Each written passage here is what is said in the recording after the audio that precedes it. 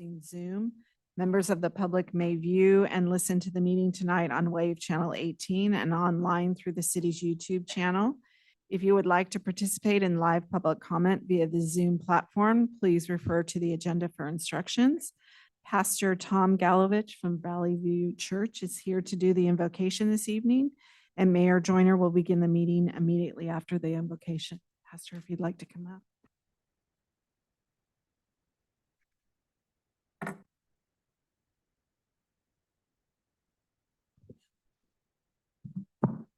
Thank you for this opportunity.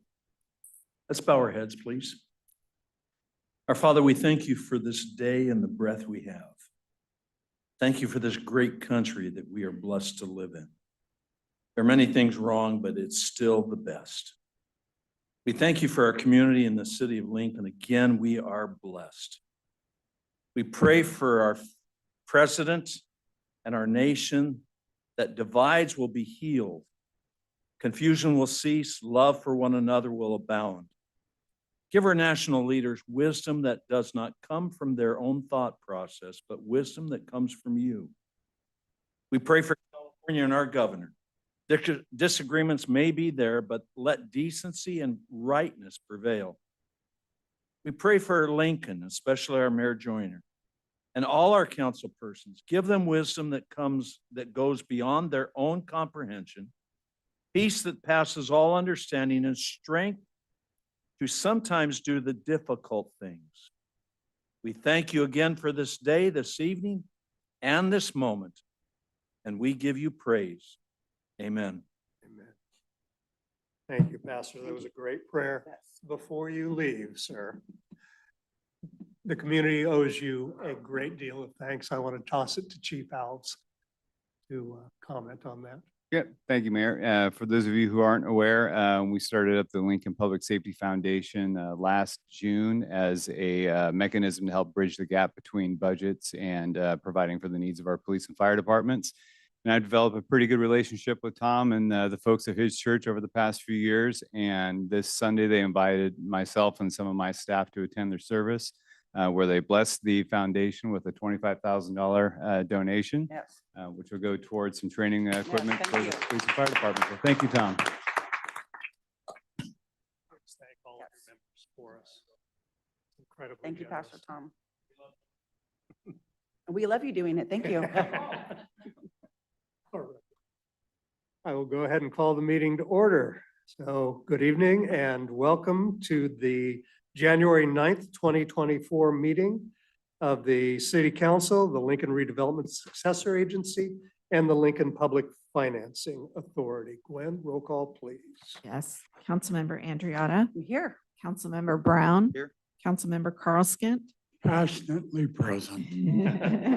And good to have you here, Dan. Councilmember Lauritsen Here. and Mayor Joyner. Here. All right. Item 3, report from closed session. Christine. Yes, Mayor, there is no reportable action. All right. We move on to the Pledge of Allegiance. Tom, would you lead us, please? Salute, pledge. I pledge allegiance to the flag of the United States of America and to the republic for which it stands, one nation under God, indivisible, with liberty and justice for all.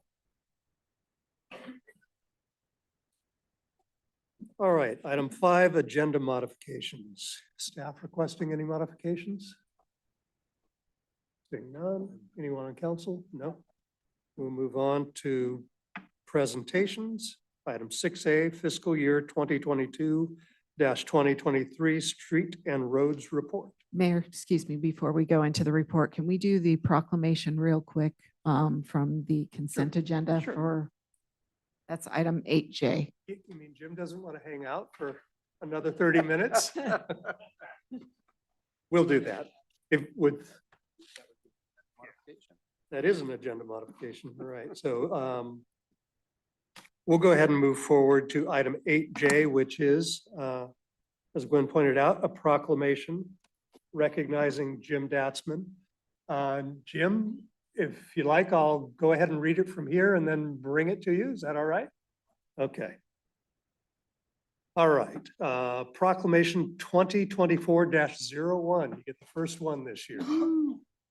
Proclamation of the City Council of the City of Lincoln honoring the dedicated and exemplary service from Jim Datzman on the Economic Development Committee, Theme and Naming Committee, and Park and Recreation Committee.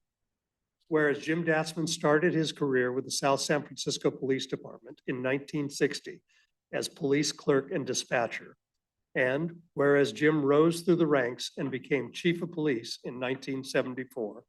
And whereas Chief Datzman served 19 years as chief of police and retired in 1993 after 33 years with the South San Francisco Police Department. And whereas after retiring, Jim was elected to the South San Francisco City Council in 1996 and in 1999 served as mayor. And whereas Jim and his wife Sandy moved to Sun City, Lincoln Hills in 2000. And whereas in 2009, Jim was appointed to the Economic Development Committee and was involved in the All-American City effort. And whereas Jim has also served on the Theme and Naming Committee and most recently has served the past 10 years on the Parks and Recreation Committee. Now therefore be it proclaimed, if everybody votes appropriately, that the City Council of the City of Lincoln honor Jim Datzman for his longtime community and civic service and dedication to the City of Lincoln, passed and adopted this day, 9th day of January, 2024. Can I get a motion, please? I move approval. I'm sorry, we'll give it to Councilmember Brown. Motion I'll second? second. All right. Roll call, please. Yes. Councilmember Brown. Yes. Councilmember Andriotta. Yes. Councilmember Carlskin. Yep. Councilmember Lauritsen. Yes. And Mayor Joyner.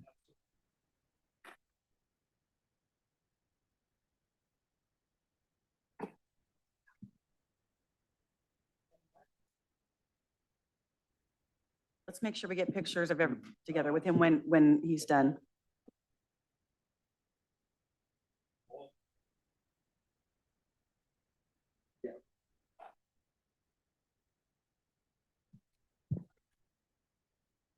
Yeah, Mayor Joyner and members of the council and public. I just want to thank you for the resolution. Little did I know when we moved to a town of less than 10,000 people in year 2000, what was ahead for me, what was ahead for the city, and the adventures we shared together. I've really enjoyed, I know how hard the council works on behalf of the public. I've got a particular respect for the lean and mean city staff. Not heavy on staff, but they sure get a great job done for the public. It's been a pleasure to be a part of it, and I wish you the best for the future. Thank you.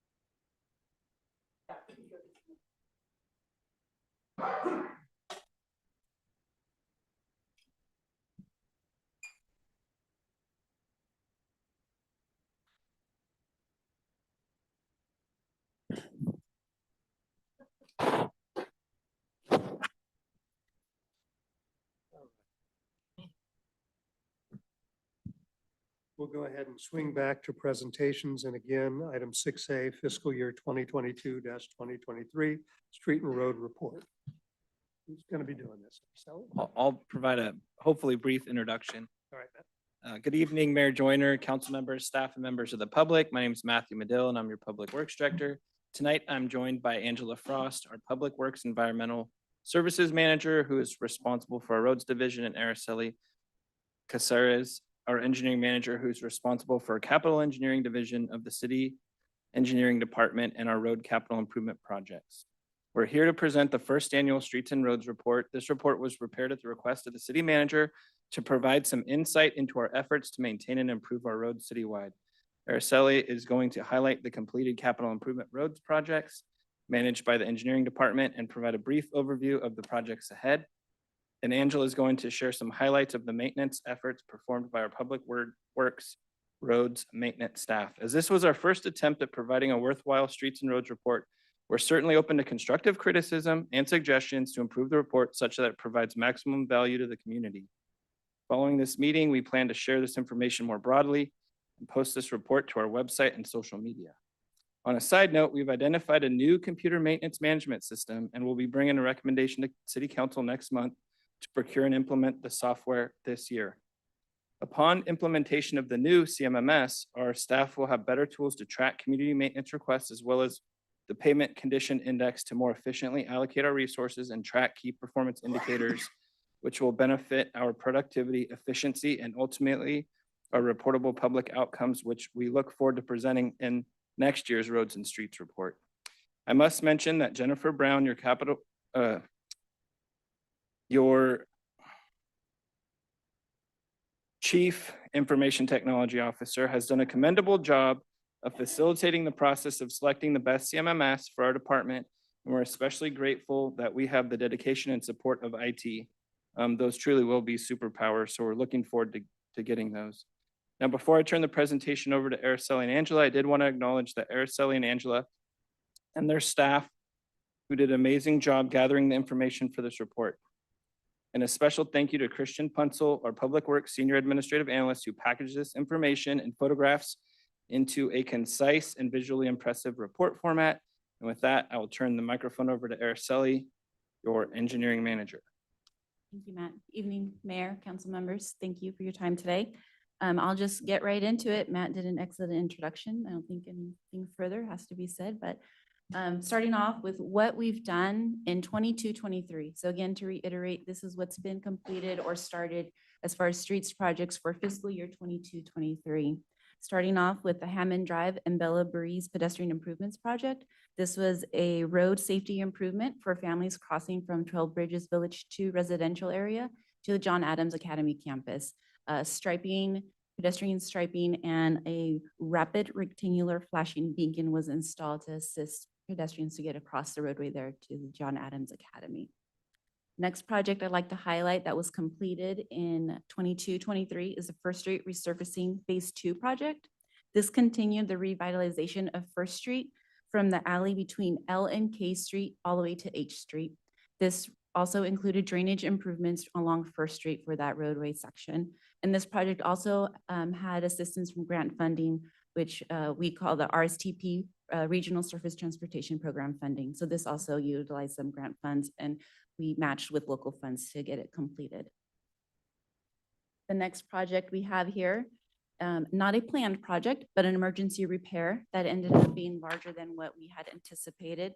What was called out as a pothole ended up being a 14 by 12 by 6 sinkhole, a storm drain failure that we had to go out and fix an emergency. And this was caused by the winter storms. Obviously, something like this had been failing for some time. And then the winter storms of last year, actually January of last year, just added to that failure.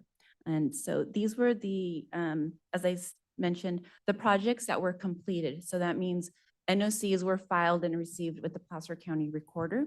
I'll hand it over to Angela to talk about O&M, but then I'll come back and let you know what we had in the works for 22-23, because there's a lot more going on.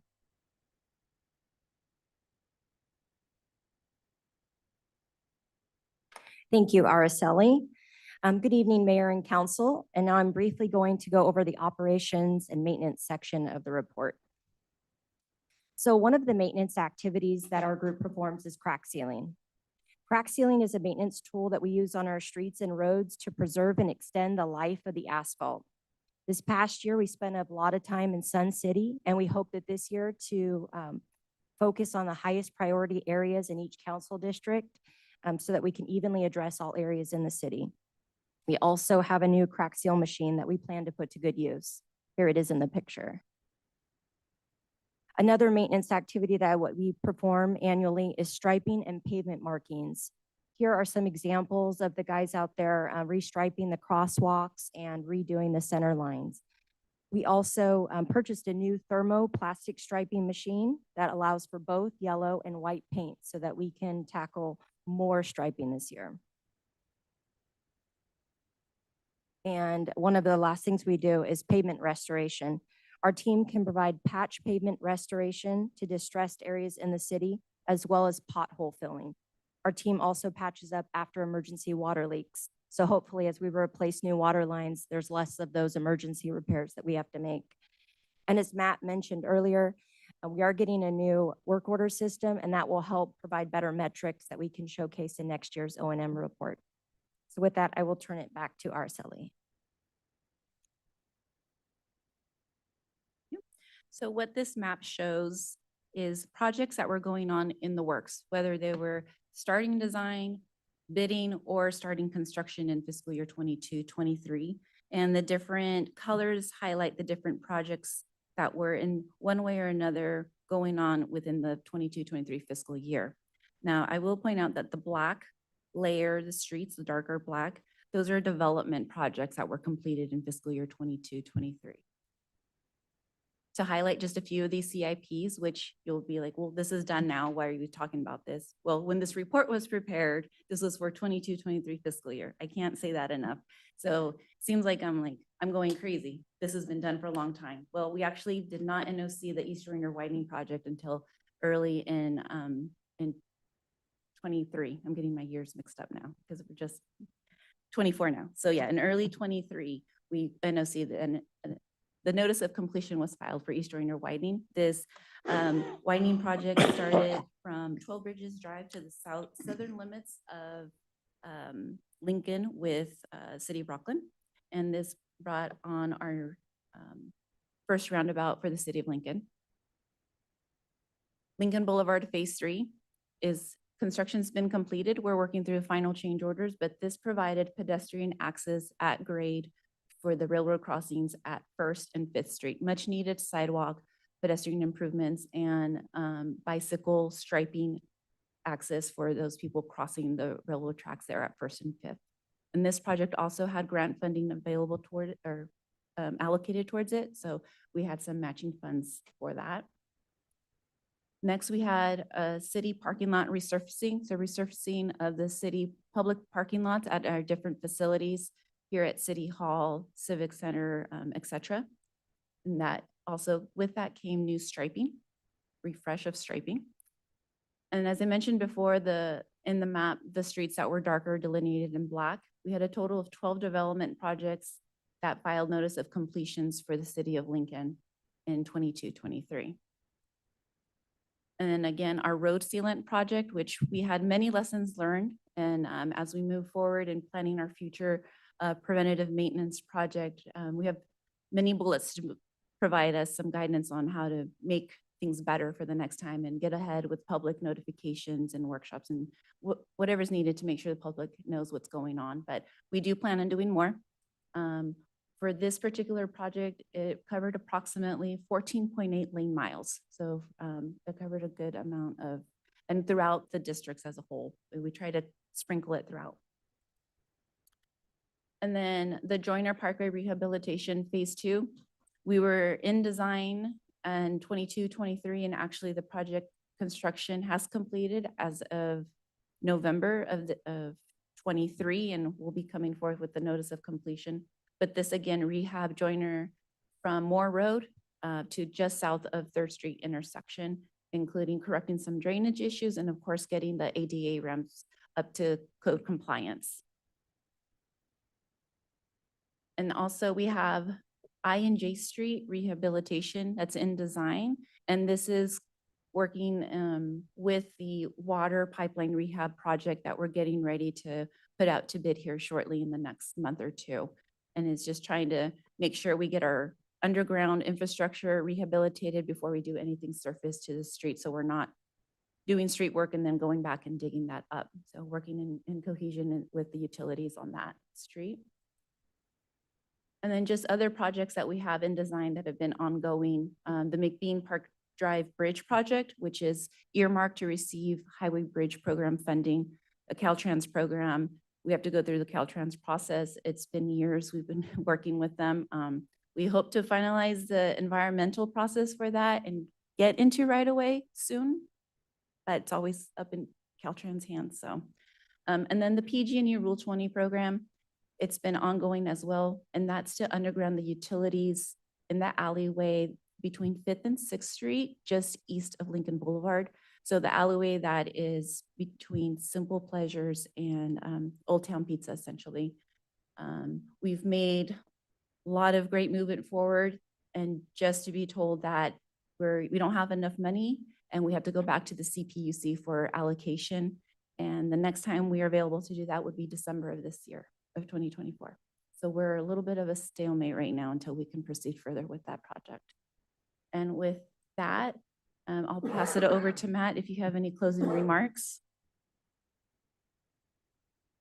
Again, I just want to thank the staff for all their hard work. I mean, we're just presenting the information and really it's our key staff that are getting the jobs done. Well, it's a great report. It's the first, as you say, that we've had of this type, and I find it incredibly useful. I think the public will as well. So I am curious, the McBean Parkway Bridge, at what level of design are we on that at this point? 20%? No, 10%? we're about, and I'll turn to Vin, but we are about 75% design.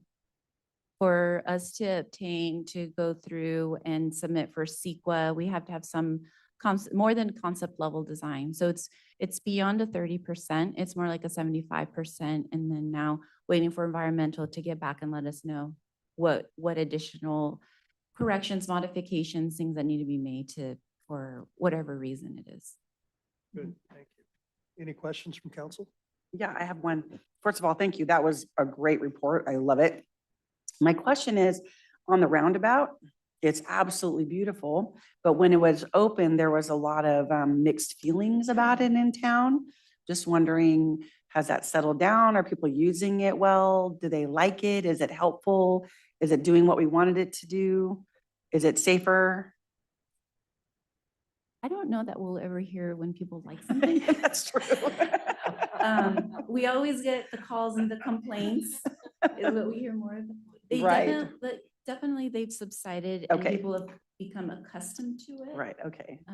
There's always that initial getting used to it. What am I doing? New drivers. There's a lot of concern about the high school and the new young drivers, but I have not had any more feedback or heard of anything negative. I haven't in a long time either. One of the concerns that I heard when it first opened, and I've driven around it just to see for myself, that in the middle of it, there's the bushes and the trees, and it was kind of hard to see over. Has that been adjusted, or is it still kind of hard to see over? Is it, I don't know, I haven't been in it in a while, so I'm just wondering, can you, when you're driving around, can you visually look over to the other side? Or is it too high with the bushes in the way? Ivan? Typically, you're not supposed to be looking all the way over. to the Well, other side. Thank you, Mayor Joyner. No, Yes, I'm I was, yes. Yeah. But what I mean by that is typically they build that up enough so that you're not looking across Right. the way. Well, I guess that was one of the concerns that I heard, that like, oh, it's safe, you can't see and whatever, right? Like, I'm not a roundabout expert. I drive them well, but go ahead, Vin. Happy to chime in. I'm familiar with roundabouts. Yes, you are not supposed to see through the roundabout. Okay. Roundabouts can be very, very tricky to design and construct. You can say that sometimes it's more of an art than a science. Most difficult part of a roundabout is a good design would have a very slow entry speed. So if everyone approaches a roundabout going less than 25 miles an hour, then everyone will get through it a lot safer. If you look at a typical multi-lane intersection, let's say 2-lane approaches, you have a lot more conflict points, right, with a typical intersection. But when you have a roundabout, there's far fewer potential conflict zones for vehicles to run into each other, right? For that reason alone, from a liability standpoint, from an operational standpoint, it is a lot safer. Now, that being said, of course, you know, most of us drive based on memory, right? We go from our homes to our place of work, you know, or to church, wherever. We drive based on memory. And when we memorize a route, we try to get there as quickly as possible. And therein lies the problem, right? Whenever you introduce a new transportation improvement or feature, it will take time for the traveling public to acclimate and get used to.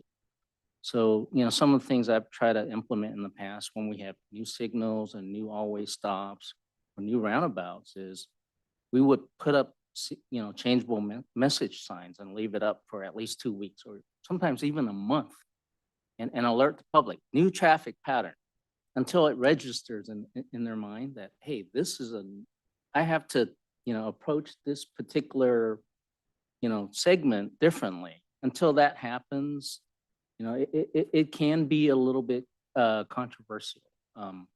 I've had experiences where we put in always stops, intersections, roundabouts where, you know, you do have collisions, right? But thankfully with roundabouts, it's usually just results in property damage. And if they're approaching it, you know, with the exception of DUIs and, you know, people under the influence, which we can't really prevent. But all in all, I think roundabouts are a lot safer. And you know, thank you for understanding that. That's one of the things that I've learned too, is that you sort of do need a visual cue so that people don't see through the roundabout because they have, especially at night, then, you know, if they don't see it, they'll go right through it. Just another tidbit of information. Our senior engineer, Roland Neufeld, actually has an RP out to begin the Ferrari Ranch roundabout design. So that will be coming to you soon. And likewise, you know, Mayor Joyner had a question about the McBean Park Drive Bridge. I've taken over management of that project. We lost our senior engineer, Edgar Garcia. So I'm a little bit behind trying to get up to speed. We're trying to backfill our 3 vacant engineering positions. But my intention is to have an update on that project. You know, I know it's taken many years to get to this point, and as we can understand, things do get more expensive over time, given the estimates that were done at the time. So I'm hoping to do it, you know, in the first quarter of this year. We'll probably come back with our consultant, give a thorough project update, so everyone's on the same page and understands where we are. I appreciate Yeah, that. thanks, Ben. Yeah, I love the roundabout. I appreciate the information and thank you again, ladies. That was a great report. Yeah, I kind of falls into what Ben was saying. I'm sitting here and looking at this. I'm in my 8th year on the council. The McBean public design effort, which had alternate designs for the bridge, had just finished. Project was starting when I came aboard. Rule 28 started right after, with the reason that we're going to do it is because there was money allocated by the PUC, via PG&E, to do it.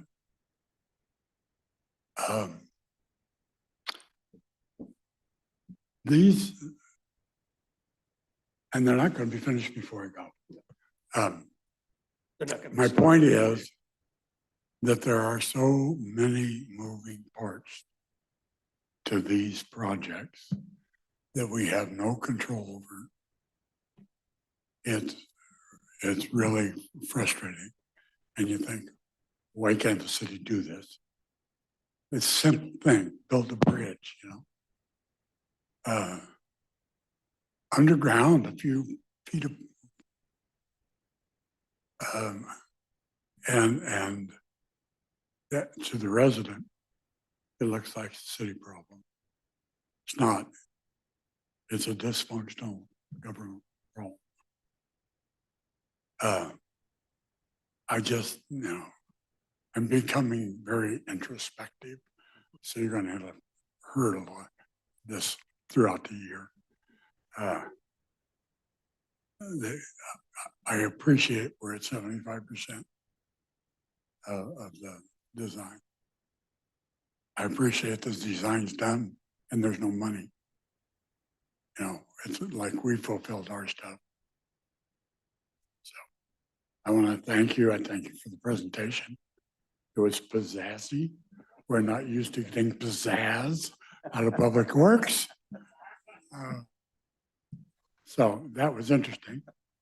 That's the word for the year. I pizzazzy. prefer to see personally the pavement analysis charts, tables, miles, conditions, so on. But I think for the rest of the world, this is the right way to present it. So thank you very much. Yeah, actually, thank you for the presentation. I really like the information that's there and the way that it was presented. Matt, did you say something about some software or something coming that Jen's going to be helping out with? Yeah, we've advertised an RFP. We got 13 proposals from different software company and implementer teams. And we interviewed 6. We've selected one firm, the top most responsive, best value package for the city. And I believe Jen's working on the staff report and she's going to share it with me. We're going to package it up for all the executive team review and present it to council soon, probably next month. One of the things that I was just thinking about when you're talking with the firm, if there's a way that residents can be interactive with this, so that someone comes along and sees like this issue that we had with the emergency, pothole in the middle that turned out to be a huge deal. But if they can take and they can log into the system, take a photo of it, put their information down, or they can log in and say, oh, it looks like somebody's already reported it. I know of an app out there that's called the FIR app, Facility Issue Reporting. You log in, there was a issue in a facility I was in. I took a photo of the water that was coming out from underneath the door, submitted it with urgent kind of a thing. So that way any resident that can see that there's an issue, if they go to report, oh, okay, it looks like they're already working on it. Will be a great asset. So that feature, go ahead, Jen. That's included. It's 311. It is Yes. included, and it'll be something they can use from their phone when they get home, anywhere.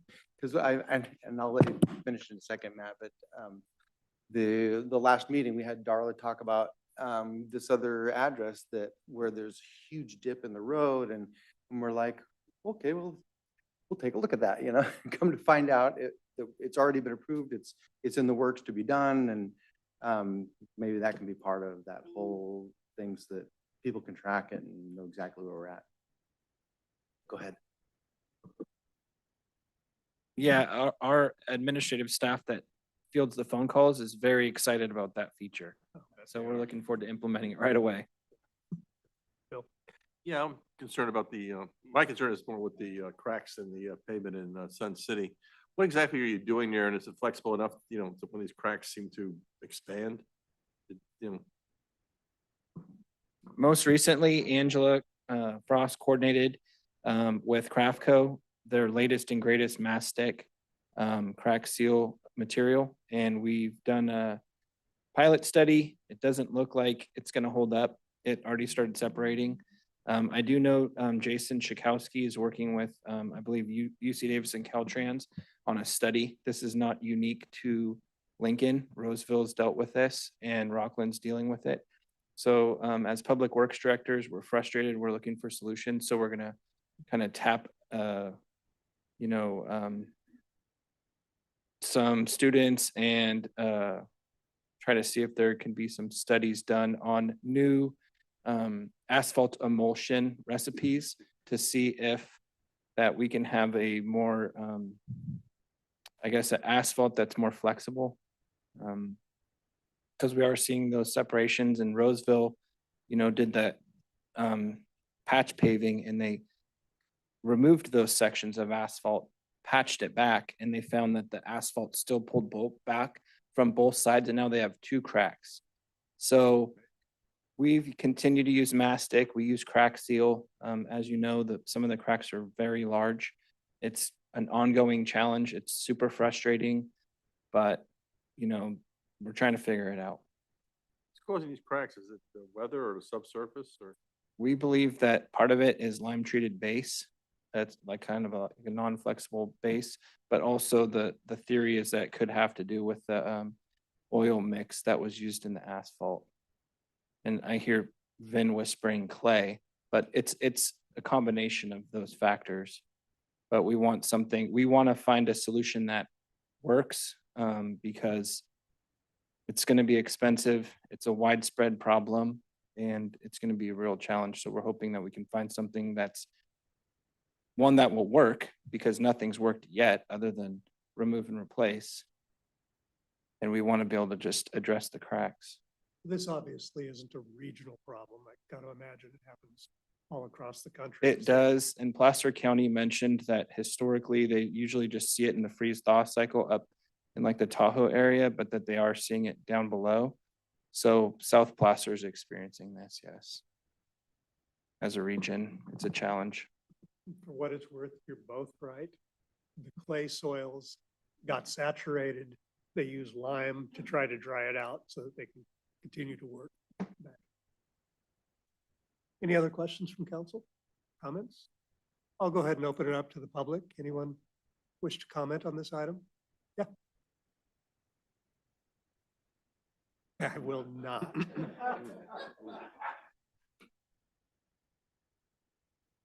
So you're talking on this topic, right?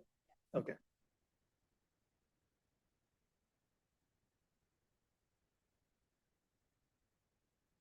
My question is to the ladies, awesome presentation, but how do you guys determine fixing the little cracks versus the big potholes that are in my district? We'll hand that to Matt. Yeah, I'd like to answer that. One, a lot of times the potholes, it's when we see them or when they're reported, we want to repair those right away. With the cracks, we typically do crack sealing about once a year. And because we have the same amount of staff, unless we do a CIP project with crack seal, but usually we'll pick a month and we'll send the crew out with the equipment. And one of the things that Angela highlighted is we have larger equipment now. So we're going to be able to get more done with the same amount of time. It's just buy more materials. But basically crack seal is seasonal. Potholes, we do temporary patches in the winter with what we call cold mix. We can just put it down anytime. And then in the summer, we go back, we cut those areas out and we patch pave with hot mix asphalt for a permanent repair.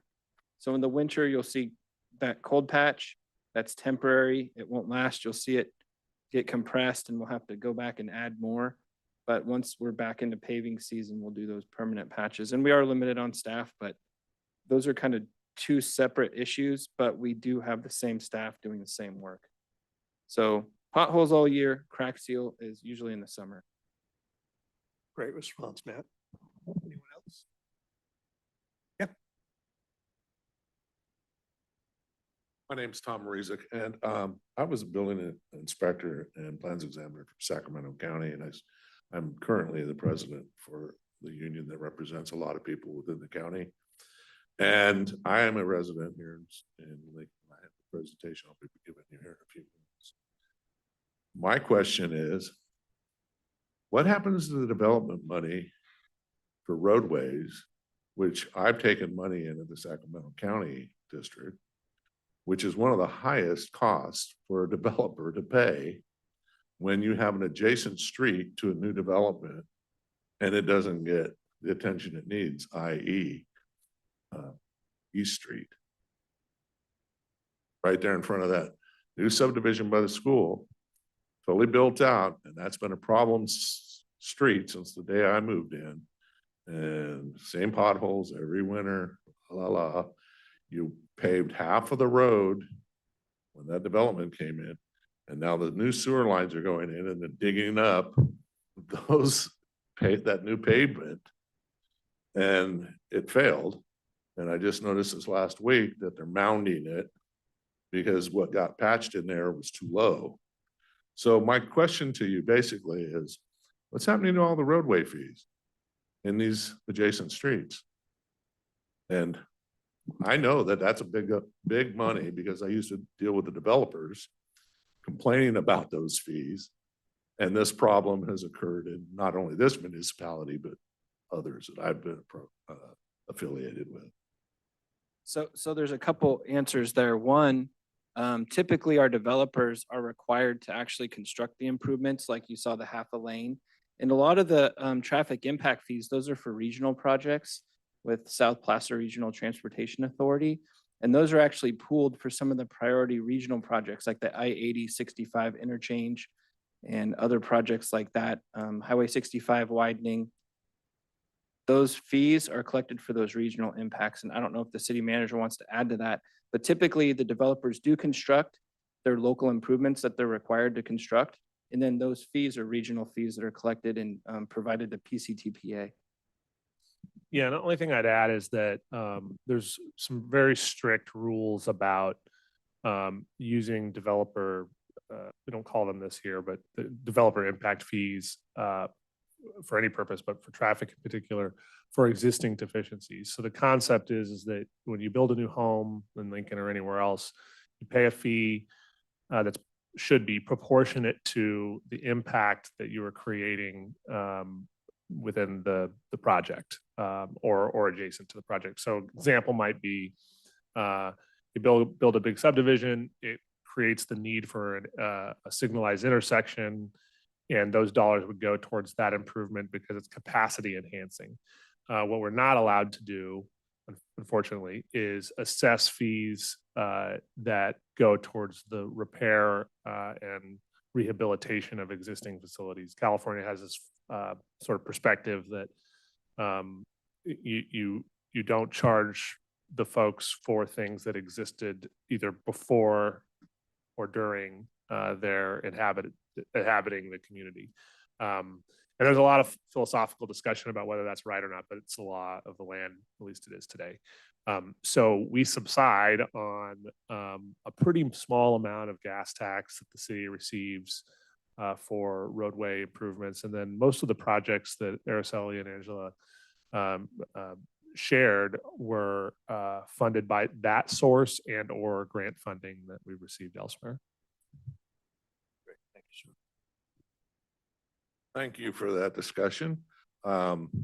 It's just the perception of a homeowner who, when he gets his permit costs and those payments are due to the city, and then he goes, wait a minute, I come out off the street here that I just bought a brand new home and I've paid all these funds, and then I have a brand new car and all of a sudden it doesn't last 2 years because, you know, I'm falling into the ditch. So the perception is, and I'm letting you know, the residents understand maybe what you're saying, but that still doesn't alleviate their concerns when they're paying high exorbitant costs for roadway fees and then not realizing the gain. Understood. Thank you. Anyone else? Anyone online, Gwen? All right. And thank you, ladies. Great report. Thank you, Matt. We'll go ahead and move on to public comments. This is an opportunity for members of the public to comment on items not on our agenda tonight and within the council's subject matter jurisdiction. I've got a couple of cards. Tom, it looks like you're up first. Thank you. Once again, my name is Tom Marizik. I reside out in the Sierra Vista community. I moved out there in 2011 It was a community park out there that was built for the community that the city eventually took over. It's called Palo Verde Park. Since that time, they've increased the area by putting in the Havenwood development out there. The roadway used to be a dead end on Havenwood. And I live right across the street from the park. And I want to commend, first of all, your city manager, Mr. Scully. Him and I had a nice conversation today, and hopefully this will get resolved in the very near future. And he's made some, not promises, but minor commitments to me. Because I did a petition and I have gained 100 people within the community that are concerned about the excess speeding and the traffic that has gone in and around Palo Verde Park. There was only 2 stop signs provided around the park when the extension to Havenwood was put in. I've had conversations with city engineers. One of them, I believe, was Abdul back in the summertime.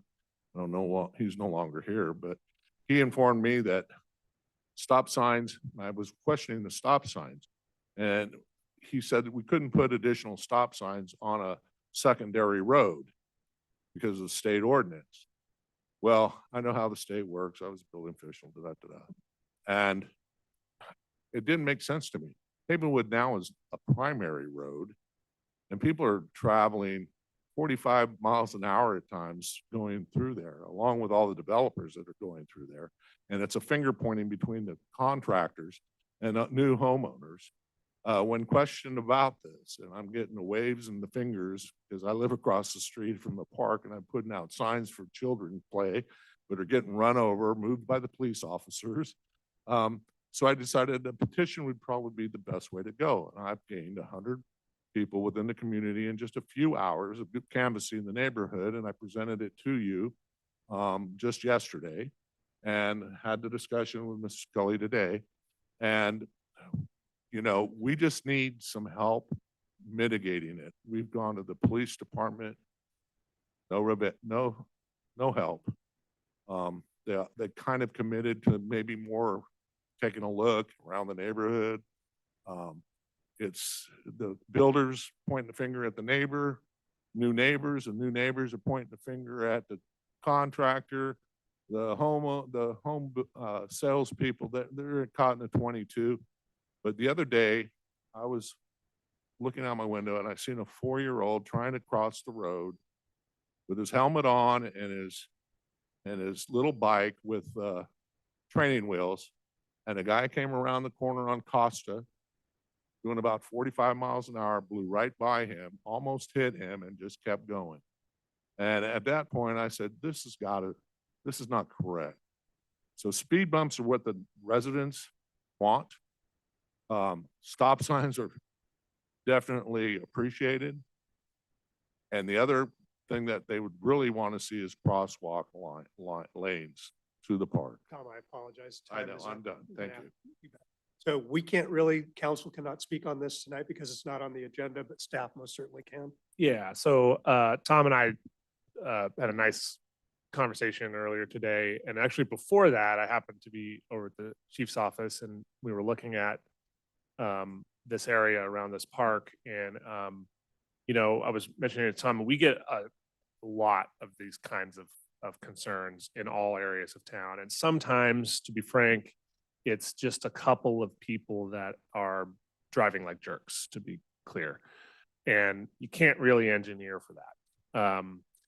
In this particular instance, and I'm jumping the full review of engineering and police a little bit here, but it does appear to me that when the park was originally constructed in Tom's subdivision, that was the totality of the project at that time. And so there was, the roadway makeup has been changed, at least in my mind, as you look at it on a map, fairly significantly by the development that's occurred to the north of that. It has created a very different roadway condition that allows for more speed in that area. And so I've committed, we're going to look at that. The chief and I were kind of spitballing some ideas about stop signs. And we discussed the concept in Tom's letters, this request that specific to speed bumps, which is kind of a more global discussion. But I see, you could see with just a little bit of common sense, looking on an overhead map on Google, what he's talking about and how logically that would occur, you know, given the development around it. So it needs to be addressed. That's it. Immediate steps are, we've gotten a lot of use out of this new kind of very small speed trailer that the PD has that monitors speeds. And he was actually saying to me today that sometimes when we offer that as sort of a first step to get some data, people are saying, well, you know, people see the feedback and then they adjust their behavior. And so what do you really learn? Well, the one that we use is very small. It's what, 3 feet-ish, little box, and we can put it down so there's no feedback to the person. It just looks like a little white box sitting along the side of the road, and it monitors every speed.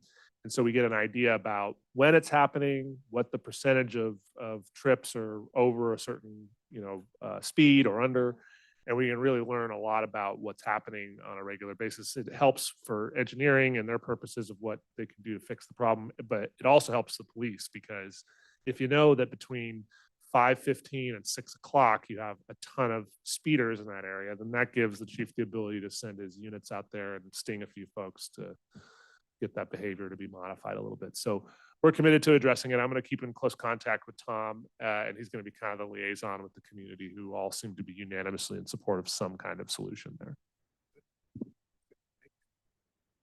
And would you also keep me in that loop? Yep, as well? of course. Thanks.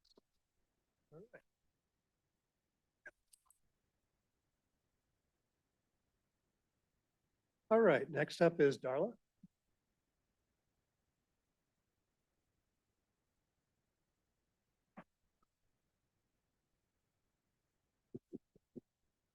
Had I known, I would have got 1,000 signatures for my street light that I want. But now I know how it works.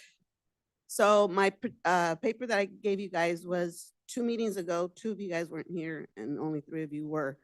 And there was a lady that came complaining about the Veterans Hall music. And they were renting the hall next door for their play or something, theater. Now, I personally, I believe that if you're gonna buy a home, you're going to check the area to see that there's no airport or there's no railroad or something that's gonna bother you. Hers is, I'm assuming, business or charity. I don't know what her Not for profit. okay. I would think that she would check to see what was around her area on whether they were gonna be able to have their presentation and where there's no music or there's no noise or whatever. But the reason I didn't bring it up after she brought it up, because I wanted to hear the comments on the city council. And I really didn't, I like them. You go back to the minutes, oh, they love the theater, it's important, fine, correct. Maybe we should get a wall in order to stop the sound barrier. Yeah, that costs money. And I believe the city of Lincoln doesn't have it, so we can't even fix our roads. But my being up here is because when somebody comes up here to complain, all of a sudden, somehow, other areas, it gets done. You guys taking away our bags that somebody complained, we should be paying our 10 cents for our bags. You taking away the horn from the Gladys McBean because it makes noise. You taking away the 10 o'clock curfew for the park. Well, this town has always had music. I could sit outside in my yard and I could hear the music. It didn't bother me because that means I can hear, I'm alive. Yet people complain over the things that they shouldn't complain because they have nothing else to do. The city of Lincoln has welcomed all these new people that came in from other areas, and yet all they're doing is complaining about our town and trying to change it. And you guys are allowing it. The Veterans Hall needs to be rented. in order to sustain it. This gentleman made a comment about the city should buy everything here in Lincoln. And I did a percentage, 6 out of 10 people will go to Rockland Walmart, Rockland Roseville. Why? Because there's no parking in the Walmart here. It's always so busy. You guys want the taxes left here? Then do something with the real Lincoln and stop letting other areas take advantage of it. Thank you, Darrell. Anyone else wish to comment on items not on our agenda tonight? I think. Go ahead. Fran is online and she was trying to, She was, her hand popped up right as Yeah. public comment began. So it was after the streets report. I'm not sure if she was trying to comment on that, but she missed that, that. yeah. So if you know that you're going to comment on something, put your hand up. And so she does have her hand raised. It's popping up Flashing and many down. times, yeah. Yes. So Fran, go ahead. Unmute yourself, please. Thank you. That was really frustrating because I couldn't tell if my hand was raised or not because you didn't call on me. And it kept saying, raise your hand. And I couldn't tell if it was raised. So thank you. So I love that report. It was wonderful. And I go past that roundabout 3 times a week, both ways. And it's really interesting because the speed limits are up there 40 and then 20 and then 40. And when you're coming towards Lincoln, going north, just before you turn, there's a fire hydrant there. And honestly, every time I see it, I think someone's going to miss the turn and they're going to go right into that fire hydrant. So I don't know why that fire hydrant is right there, but I just wanted to mention that. And the other thing I wanted to mention, I loved all those pictures you showed of the roads. Those were great to see that. And the crack sealing stuff you use. You gave a report last month about the Sully. I think it's called Sully that you're using, because the street looks brand new, freshly tarred, and the cracks are still there. So it can't be good stuff you're using. And like you just talked a lot about it, but if you go into the estates where the homeowners paid for their roads, their cracks are covered. So they're using something better than we're using. And then since we're talking about roads, I'd like to thank you for putting the left turn signal at South Creek and Parkside. I thought that was really good. And I'm wondering if you're considering putting something up at Ridgecrest, where there's been 2 accidents now in the last 6 months, and one was fatal. And I'm hoping that you're thinking about putting something there or slowing down the speed limit or something. And then you didn't say anything about Oak Tree Lane, but I see that it's all paved on the other side of Ferrari Ranch. I don't know if it's appropriate to talk about that now. Well, yeah, because you're in the citizens addressing the council, right? Yep. So the Oak Tree Lane, I saw people digging holes. I'm wondering, one, if you have to put the power lines under 193 from the Esplanade to Oak Tree Lane, or what else has to happen before that signal light goes in there? Because it looks like it's coming along. Might be in my lifetime. It will be. Yeah, I hope so. Anyway, that's what I was going to call in tonight about the roads anyway. So yeah, thanks Holly for helping me out with that, because You're welcome, Fran. the hand wouldn't go out and I didn't know what to do. So thanks everybody, and good to see you again, Dan. And Happy New Year. Happy New Year, Fran. Got 3 seconds left. How about that? Thank you, Time is Gwen. Matt and Vin, either one of you want to comment to those? Are you looking for Oak Tree Lane status? Yeah. So that's dependent on Century, which is south of McBean, and that project is on hold. So we need them to kind of get moving in order to trigger that development of Oak Tree further on the south side. Yeah, the only thing I'd add to just Fran's questions are that I believe I'm right about this.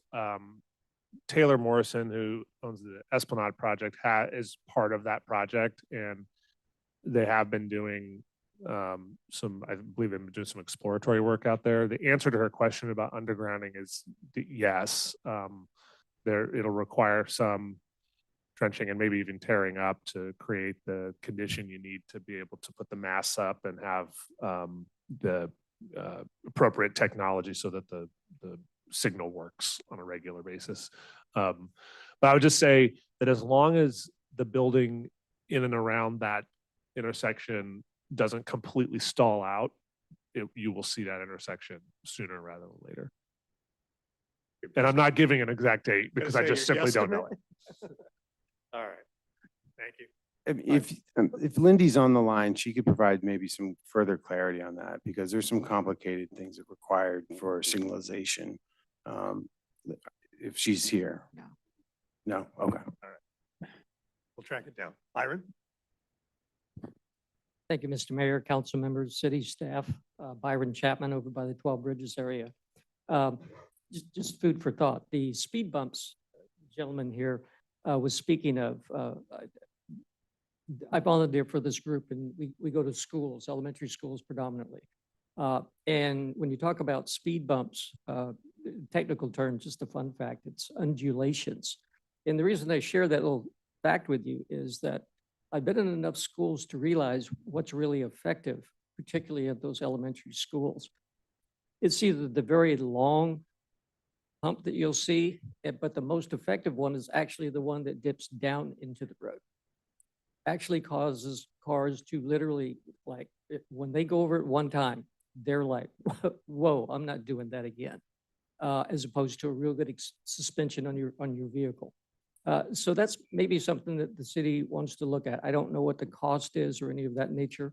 And the only other comment I want to make, just having to do with vehicles and things. I know that the city has not changed the writing on the stop signs.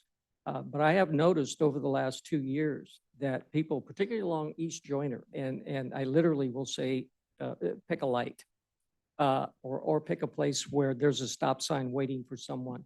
I've actually seen probably 10 or 12 like near misses where people probably just didn't read the sign. I've yet to see a sign that says almost stop. And it seems like that's where the public has gone. Particularly on Moore Road in East Joyner. I'm telling you, I look both ways 3 different times going on that street because it's like incredible. So I've just noticed that I'm all over town. And if I'm noticing it, I'm sure other people are as well. For whatever reason, we don't have to stop. We just need to slow down long enough to make sure that nobody's there. And then that's usually when somebody gets hurt. But the undulations going down, again, it's just something else for the city to look at, but they're very, very effective. And the people in the neighborhoods, they like them, just for the fact that they are very effective. Thank you, Byron. Anyone else? Seeing no one in the room, no one online, one we'll go online. ahead and finish up with public comment and move on to our consent agenda. I've had a request to pull item 8C and item 8J. Does any member of the public wish to have the council pull an item? Seeing none in the room, anyone online, Gwen? No, Mayor, no hands are Mayor, raised. 8J was the proclamation, so Nope, we got that done, didn't Yeah. we? Okay. Yeah. So just item 8C at this point. I'll go ahead and accept a motion for the remainder of the consent agenda. So moved. Do I have a second? Second. I have a motion, Andriata, second Brown. Gwen, roll call, please. Councilmember Andriotta? Yes. Councilmember Brown? Yes. Councilmember Carlskent? Yes. Councilmember Lauritsen? Yes. And Mayor Joyner? Yes. We move on to item 8C. Bill, did you need a report out on that, or you pulling it so that you can be consistent in your vote? Oh, I am pulling it so I can be consistent in my vote, but I still don't support this. I don't like the fact that, that this is a blanket decision by the council, whether they will actually have an election or appoint someone. There's no time limit on this. Someone can be resign 2 months into their tour, 4-year tour and then have someone appointed to fill out the rest of the tour. I think saving money just by doing away with elections is a very bad idea, and I would prefer not to do it. We could obviously save a lot of money by not having elections, period, but I just don't think that's a good idea. So yeah, I do oppose this. Anyone else? Nope. Any member of the public wish to speak on this item? Anyone online? No hands are raised. There's no further discussion. I'll accept a motion. I move approval of item 8C. Second. Motion. Second, Carlson. Go ahead. Yes. Councilmember Andriotta? Yes. Councilmember Carlskin? Yep. Councilmember Brown? Yes. Councilmember Lauritsen? No. And Mayor Joyner? Yes. All right. Gets us through to public hearings. Item 9A, conduct a public hearing, and 2, waive first reading and introduce by title only ordinance 1075B, amending sections of the Lincoln Municipal Code, Chapter 5.04, business licenses, and further finding the ordinance is exempt from environmental review under the California Environmental Quality Act. Nita? Nita Racker, Finance Director for the city. And as Mayor Joyner said, the item for you before this evening is to conduct a public hearing and waive the first reading and introduction by title only of an ordinance to amend the business license chapter of the municipal code. So back in August of 2022, we amended the sections of the municipal code to generally bring that up to date. It hadn't been amended previously in many, many years. We also included a fee structure for businesses, searching for a more equitable fee structure amongst our businesses. We had found prior to the amendment, the original amendment that we did in 2022, that large businesses were paying more, or I'm sorry, were paying the same or perhaps even less than smaller businesses, and we wanted to cure that inequity. So we developed a fee structure that we thought would accomplish that. But after having it in place for about a year, we realized that some of our small to medium-sized businesses were actually paying larger fees than they had previously. And that was never our intent. The bigger businesses were also paying larger fees, so we did accomplish that. But we wanted to reverse that, and so we have revised this to go back to a system where the amount charged is merely to pay the administrative processing of the license and to pay the required state fees. And so that is the item before you this evening. All right, any questions from council? Anita, thank you for this. Did we maintain the veterans discount on the business license? But the fee is the same for everyone now. It's $21 Okay. and then $4. So that is what the veterans would pay along with any other business. Right, thank you. I think that's next time. Oh, okay, sorry. Well, the fee Problem. schedule, yeah. Any other questions? Being none, any member of the public wish to comment on this item? Anyone online, Gwen? No, Mayor. Right, pretty straightforward. We've been talking about it for a while. Go ahead and accept a motion. I move. Go ahead. Second. Did you conduct a public hearing, sir? Oh, not yet. I kind of did, didn't I? Reverse that. Kind of. I kind of did. Let's go ahead and reverse that. You're right. And open a public hearing for anyone who wishes to testify on this item. Anyone wish to testify? Kind of different from what I did. Seeing none, we'll close the public hearing. And now we've got a motion and a second, Gwen. Councilmember Andriotta? Yes. Councilmember Brown? Yeah. Councilmember Carlskin? Yeah. Councilmember Lauritsen? Yes. And Mayor Joyner? Yes. Thank you for that, Nita. It's been about a month. since No, we've done thank you. this. All right, we move on now to item 9B, conduct a public hearing and adopt resolution 2023-006, approving changes to the City of Lincoln master fee schedule. Okay, and so this is in coordination with the changes to the business license ordinance where we are changing the actual fee structure itself. Again, making that standardized fee for all businesses.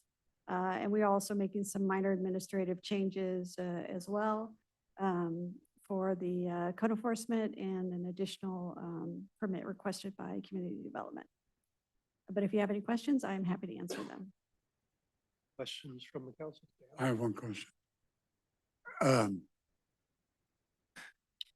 When we assessed what it costs to do, uh, did we look at any other tax flows at the same time? Or is this only including those changes for business licenses? I apologize. You whacked your microphone as you were making part of your statement. Did we look at any other what? Okay, I'll start over again. Question is, did you adjust other items? No, sir. And so it's only the cost Correct. analysis of, okay, thank you. That's what I thought. Any other questions? Does that also include solicitor's permits as well? Is that all the same? It's the same cost, correct? Anyone else? So the standout to me, just looking at it, is home occupation permit. Could you talk to me about that? Is So that did not actually change. We just reaffirmed that cost of $169. $69, thank you. And that has includes the cost of working with the community development staff. And I may make Christian speak to this because he knows better about that permit than I do. So are you looking for an explanation of the home? Yeah, oc- I mean, Yeah. what I don't want to see is a home-based business like a piano teacher being hit with a fee that large. Yeah, we discussed that fee. I think we came out with trying to be consistent with the other fees. But we did struggle with that, and I think advocated for a lower fee. But ultimately, I think it was for simplicity's sake to keep it consistent with the other fees. It is really Yeah. just the cost of the staff's time to meet with that home-based business. An inspection could be required. Going out to the home could be required. So there's a bit of work required in that home-based business permit, making sure there's no issues with code enforcement. All of that has to happen in order for that permit. to That's be- interesting. We haven't done that in the past and Well, we have had that home. This is not a new fee. We have had that fee previously. I is promise. there a threshold for that then? It is, no, right now it is a flat amount. Okay. Well, I'm a I bit will- confused by that. Yeah, I I've mean, got a certain business home- license out of my home. Yeah, certain and home I'm ocs not paying that. can require trigger actually a CUP. So there is some review there.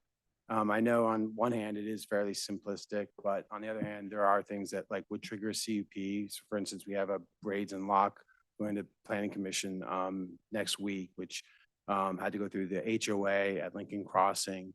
We coordinated with them quite a bit. And then ultimately it has to have a CUP as well. So there's certain things that make it a little bit more complex than just kind of a rubber stamp on that. So, Depending on the type of business. yeah, and I would say that, like, as I said previously, I would like to look at that ultimately. I honestly, I would too, and I did advocate for a lower fee, but I think I decided on the fact of just streamlining and simplicity. So it's kind of a give and take there.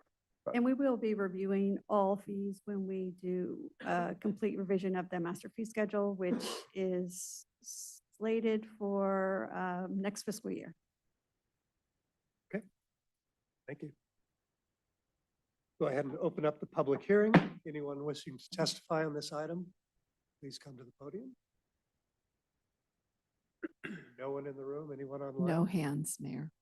Close the public hearing and I'll accept a motion. I move approval of item 9B. I'll second. Motion Andriotta, second Brown. Yes, Councilmember Andriotta? Yes. Councilmember Brown? Yes. Councilmember Carl Skint? Councilmember Lauritsen? Yes. And Mayor Joyner? Yes. Thank you. Thank you. We move on to item 9C, conduct a public hearing and adopt resolution 2024-007 deeming the Sudbee NICU offsite remnant parcels project consistent of a city-initiated general plan amendment, pre-zoning and pre-annexation of assessor's parcel number APN 021-321-091 and adjacent portions of State Highway 65 to be exempt in accordance with SEQA sections 1531-9, annexations of existing facilities and lots for exempt facilities, and 15061B3, common sense exemptions, and approving the general plan amendment and pre-annexation, and and waive full reading and introduce by title only ordinance 1076B, approving the pre-zoning. You're not wrong. Thank you very much, Mayor. Mel Pavlian, Planning Manager. Just a brief PowerPoint slide on this proposed project, the SUDB offsite parcels project. It's a summary presentation. This project is a city-initiated general plan amendment, pre-zoning and pre-annexation of the said offsite parcels. This is being recommended by the Planning Commission for approval by your city council, during which back on the 19th of April, the commission heard this item. The main goal here is to fulfill this condition of approval of annexation of the special use district area B Northeast Quadrant or SUDB NEQ specific plan, which was actually approved formally for annexation back on the 10th of April last year by LAFCO. So that's the background of all of this. This is a condition of approval that we're trying to satisfy. Be good to have some context map-wise on the proposed project. The left panel here is the actual specific plan area, which is the colored area where on the, let's see if I can work this out. Showing it, showing. I'm not showing.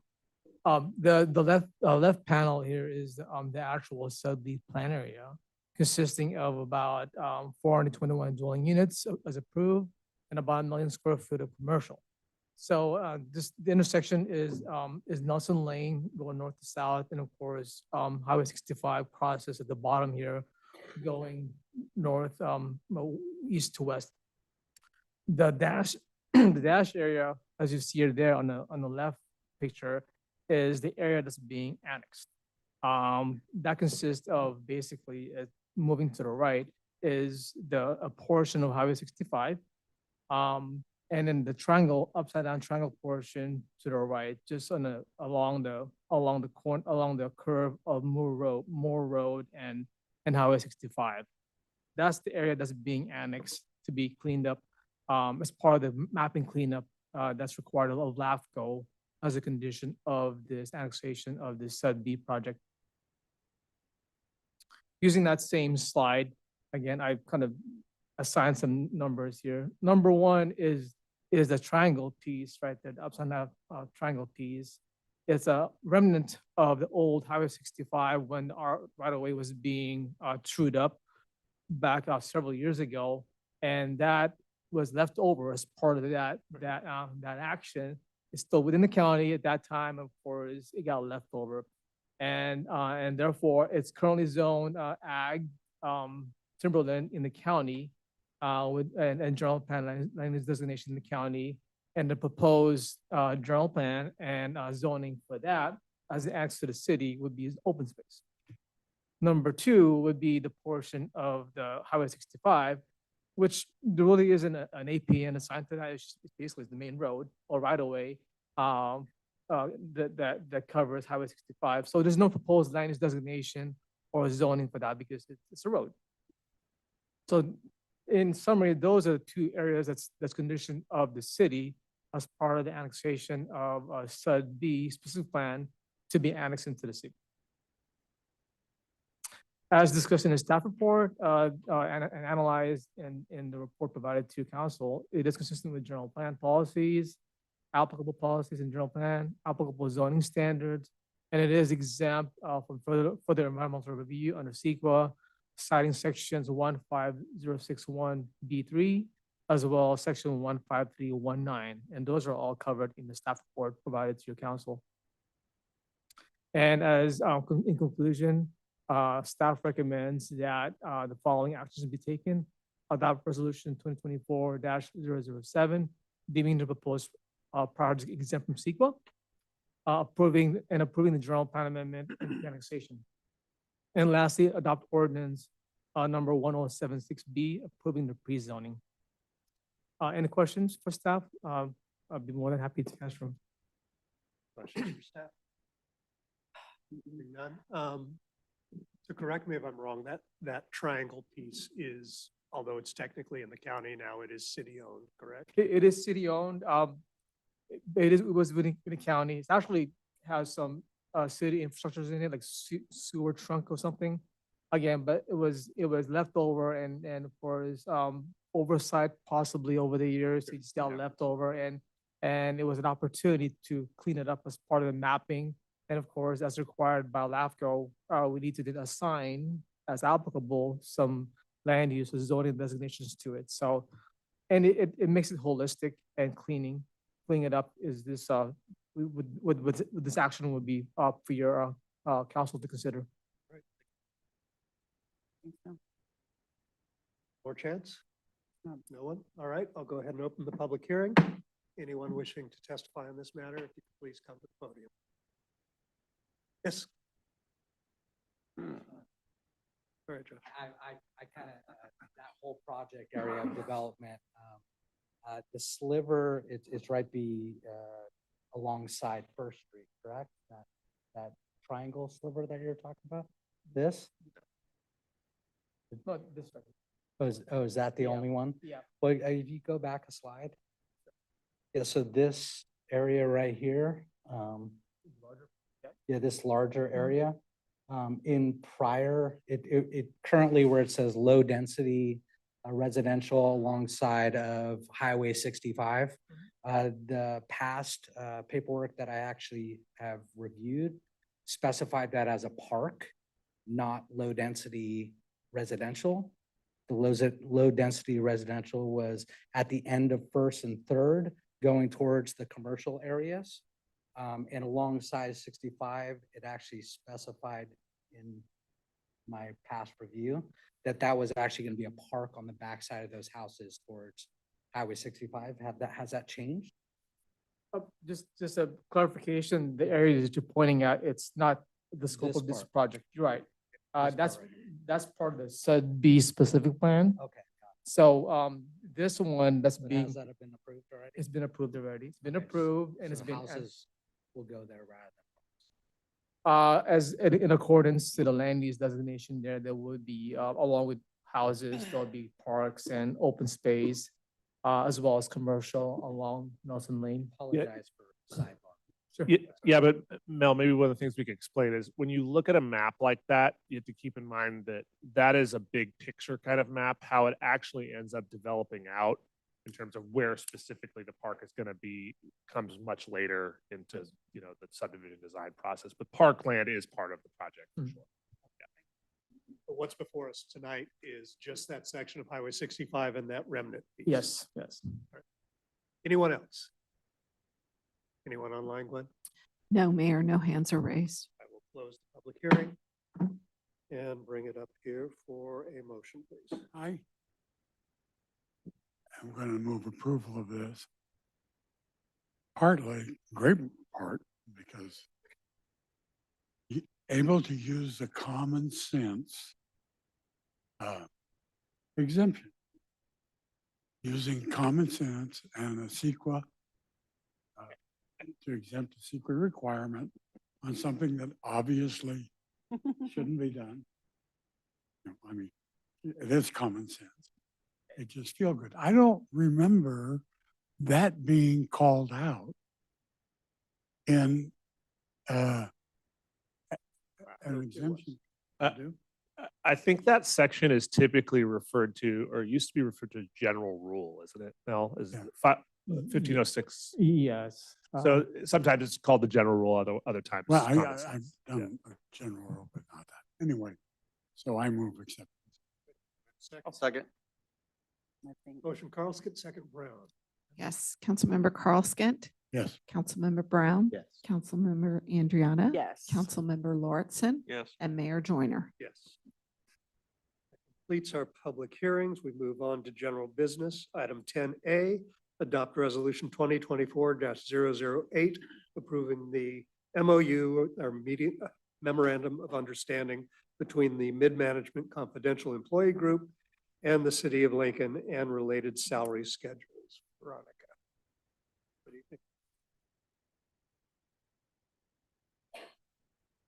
Can you hear me? Yes. Okay. The And- and just the Mid-Management rest of us. Confidential Group consists of 17 staff serving in various management and confidential roles. The group's current memorandum that is being replaced by the successor MOU expired on March 31st of 2023, and that was after a 3-year term. The city has met with this group for the last 11 months to negotiate the terms of the agreement before you this evening. And we reached our tentative agreement on December 18th of 2023, just last month, for a 4-year agreement. The significant elements of this agreement are as follows. There are 4 base wage increases starting with August 27, 2023 of 3%. The second one being April 1, 2024 of 3%. The next, April 1, 2025 of 5%. And then the last one of the agreement is April 1, 2026 for 5%. These increases will allow us to stay with market and recruit qualified individuals for these positions that are part of this employment group. The next component of the agreement is a $150 monthly deferred compensation match for employees who participate in deferred comp. There will also be an increase to the city branded clothing allowance, which is currently $100. It'll go up to $150. It's an annual allowance that allows employees to purchase city logo jackets, clothing, shirts, just to represent the city. The next is longevity pay. After 15 years of service, there will be a 3% longevity pay incentive granted to those employees. And the next portion of the MOU was to eliminate pay for unused sick leave for employees that are entering into this agreement. This is a cost savings for the city. A lot of organizations do not give sick leave cash value. We, on the other hand, do. And so this will help us in the future to save money for employees who are starting with the city after the adoption of this MOU will no longer have the ability to cash out any sick leave. For those that are eligible to cash out, currently there is an increase to the number of hours that can be cashed out. The agreement currently allows for them to cash it out, most of them after 12 years to cash out all of the leave after upon separation. We also revised the terms for the cash out of unused vacation and added a provision to prorate various pays and city provided benefits during unpaid leave. That was a policy that we had in existence, but wasn't exactly being followed. And so we needed to memorialize it in the MOU to ensure it was followed. The term of this agreement is April 1, 2023 through March 31, 2027. The total cost of the 4-year agreement is $863,353. This package will require a budget augmentation for both the first and second years of the total amount of $188,976. And the allocation of that by fund is listed in your staff report. And at this time, I can answer any questions you might have. Right, thank you. Well, we've all been part of the conversations along the way. Are there any questions that have gone out unanswered? No, just thanks for your diligence on this. It's good work. I'll go ahead and open it up to the public. Anyone wishing to comment on this item? Seeing none, No hands are raised. one online. Back up here for a motion, please. Anyone? I'll move. Second. Motion Brown, second Andriana. Yes, Councilmember Brown, Yes. Councilmember Andriotta, Yes. Councilmember Carlskint, Councilmember Lauritsen, Yes. and Mayor Joyner. Yes. And we move on to item 10B, adopt resolution 2024-009, authorizing the city manager to execute a contract service agreement with the Lincoln Area Chamber of Commerce in the amount of $120,000 over a 3-year term. Mr. Scully. Yeah, thank you, Mayor. I'm gonna just really, really quickly, since we've already workshopped this item, just go through just a bit of history for the public's sake, and then I'll step you through some of the key deal points. So as I discussed last time, prior to the Great Recession, the city of Lincoln had a contract with the Lincoln Area Chamber of Commerce, wherein the city was an active financial contributor to the chamber in exchange for a variety of public services and economic development efforts. Once the recession really took hold, it was one of, not the first, but one of the first things to be cut. And which is understandable. And frankly, if I was in that seat at the time, it would have probably been a decision I would have made too. However, what didn't happen was that when the community and city recovered financially, that never reappeared thereafter. And what happened was that the chamber sort of just continued to provide a lot of those same kinds of services. And gratis is not the right term, but essentially on their own with the funding that they get from their members. So a number of months ago, Tom reached out to me, the chamber CEO, and said, hey, you know, we've really made a lot of positive progress here at the chamber, and we have a lot more we want to do, and we'd love to discuss sort of reinstituting that agreement with the city. And so we sat and discussed it quite a bit just between the two of us. We did a workshop with the council a couple of meetings ago, and what is included in your staff report this evening is the bones of the agreement and then the actual agreement itself attached. So here are the terms generally. It's a 3-year agreement. The total cost over all 3 years is $120,000. It's kind of a step-up agreement where the city pays $30,000 the first year, $40,000 the second, $50,000 the final year of the contract. It can be terminated by the city with 30 days notice to the chamber.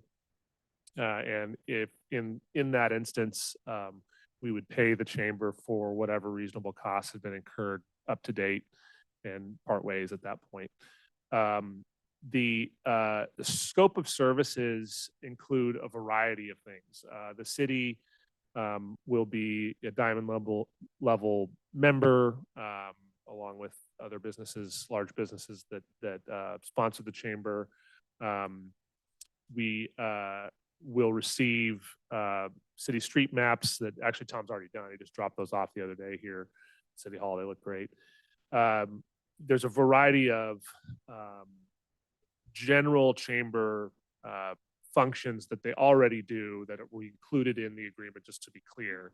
In addition to that, the chamber will continue to be the lead on producing the 4th of July celebration parade, as well as the hometown Christmas parade and tree lighting, as well as have agreed to step in and work on the airport open house festival, or whatever we end up calling it as it continues to mature, which is great because honestly, as Treasurer Pearl would tell you, who's kind of led that, it's a lot of work. And I think that Richard may not survive doing it on his own any longer. So one of the questions that's been brought up a number of times as we've worked through this is why? They're already doing this. So why are we paying for it? Well, I think to be practical about it, the chamber's role in traditional chamber roles is not necessarily kind of an event promoting sort of function. I mean, some chambers do some of that, but it's not, you know, the core of what they do. And I think what Tom will tell you in a moment is that it still isn't. But what the 4th and the Christmas functions have are so integral to what Lincoln is. You figure that if a chamber is not on sound financial ground to continue to provide that service, I can just tell you and guess that the community will not accept simply not having those events. So who doesn't? We do. And I can tell you that the chamber, we do a great job. They do a much better job at that kind of thing than we do. And it's best in their hands. And from my perspective, a vibrant city that's growing, that has new businesses coming in, you need a well-funded and vibrant chamber as a partner with the city. In addition to all of that, we wrote this to sort of include business retention, expansion, and attraction as kind of a key component so that we can utilize Tom and Josh, Kristen, to help us as sort of an added component to our team of economic development so that when we're trying to bring new business in or we're trying to target specific sectors that we really want here, it's not simply a bunch of government suits showing up to a meeting. It includes real community members and business associates that work here in the community to show that we're marketing our community as one, not multiple different factions. So I won't go through every one of the many, there's like 6 or 7 key areas here, but I see it expanding to marketing, outreach, not only attraction of new business, but what the chamber can get that is much more difficult for us to get is they can get real feedback from our business community about how we're doing. You know, what are we not doing so well? What are we doing really great, or what can we do more of? And so they've committed to annual surveys, and we'll talk a little bit about how we market those and get specific kinds of data, more qualitative probably, from the community. And then we have a new economic development person coming on board at the end of the month. And so I see that as being a person being working very closely with the chamber on those initiatives that we're trying to work on. Finally, one of the things we discussed was that if the city is going to be this level of financial contributor to the chamber, we would really like an opportunity to have a voice and a vote on the chamber board. After a little bit of wrangling, we landed on the language that's in your report here, which is that we're given 1 voting seat. That seat, as proposed, although the council could choose to change that if you'd like, will be either myself or someone that I appoint from the staff to serve in that capacity, to be involved in the chamber and their business. We had something similar in the past, although it was an advisory role. This is a little bit more serious because we'll be actually hoping to help make some decisions and support the chamber as well. So it's not simply a one-way street where we pay and we don't have any say in how they choose to run the chamber. So I say that only because if council is really interested in having that role filled by a city council member, that's certainly something that we could discuss. I would just say that 2 things. One is it's 1 more board of the 500 you already sit on. And secondly, that's true. That's fine. Well, you know, Tom's a good cook. So Yeah, there is food involved? Yes. Oh, hold on. always food, yeah. But I think, like, you know, for the purposes of this new economic development role, it's really a perfect place for that person to be interacting with the business community and strategizing about what we're doing. And if there's a disconnect that the city and chamber have right now, it's that, you know, Tom and I and Josh and I, we all speak a lot, but the consistency of that person being involved and part of the chamber, I think, is real value to us. So that's just my perspective, but obviously if council would like something different, that's okay too. And that's really kind of the totality of it.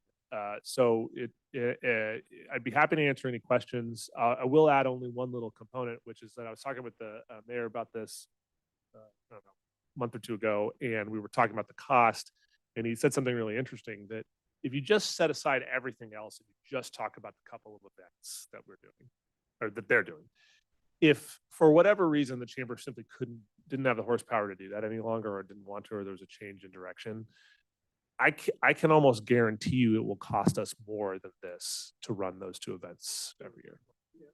So I'll leave with that, and then I'm sure Tom wants to add.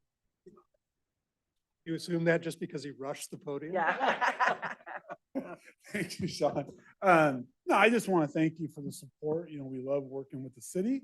I think one of the little blurbs in there, we talk about being a positive force with you, you know, because obviously, you know, like you said earlier, people really don't give the city too many good prompts. They just want to complain. And of course, we get that at the chamber from both ends. You know, people, one of the things that people feel like the city's not approachable. Well, yeah, I mean, Sean gives out a cell number all the time. I mean, but we're there to be a positive to bridge that gap.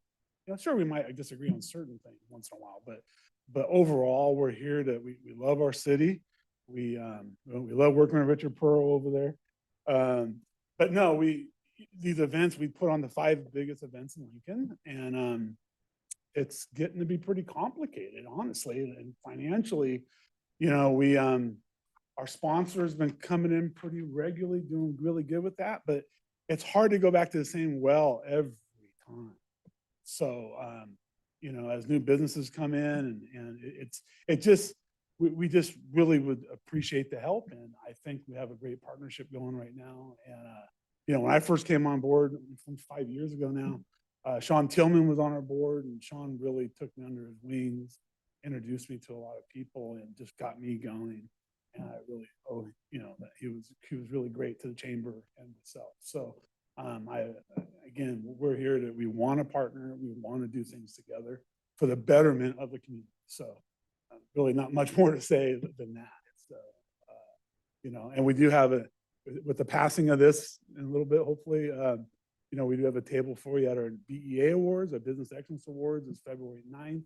So we get, you know, in that we have a table for you included in, you know, some of the diamond level, you know, golf tournaments, stuff like that. You guys get teams. And so there's just a lot in that little contract, but we really look forward to continue working with you.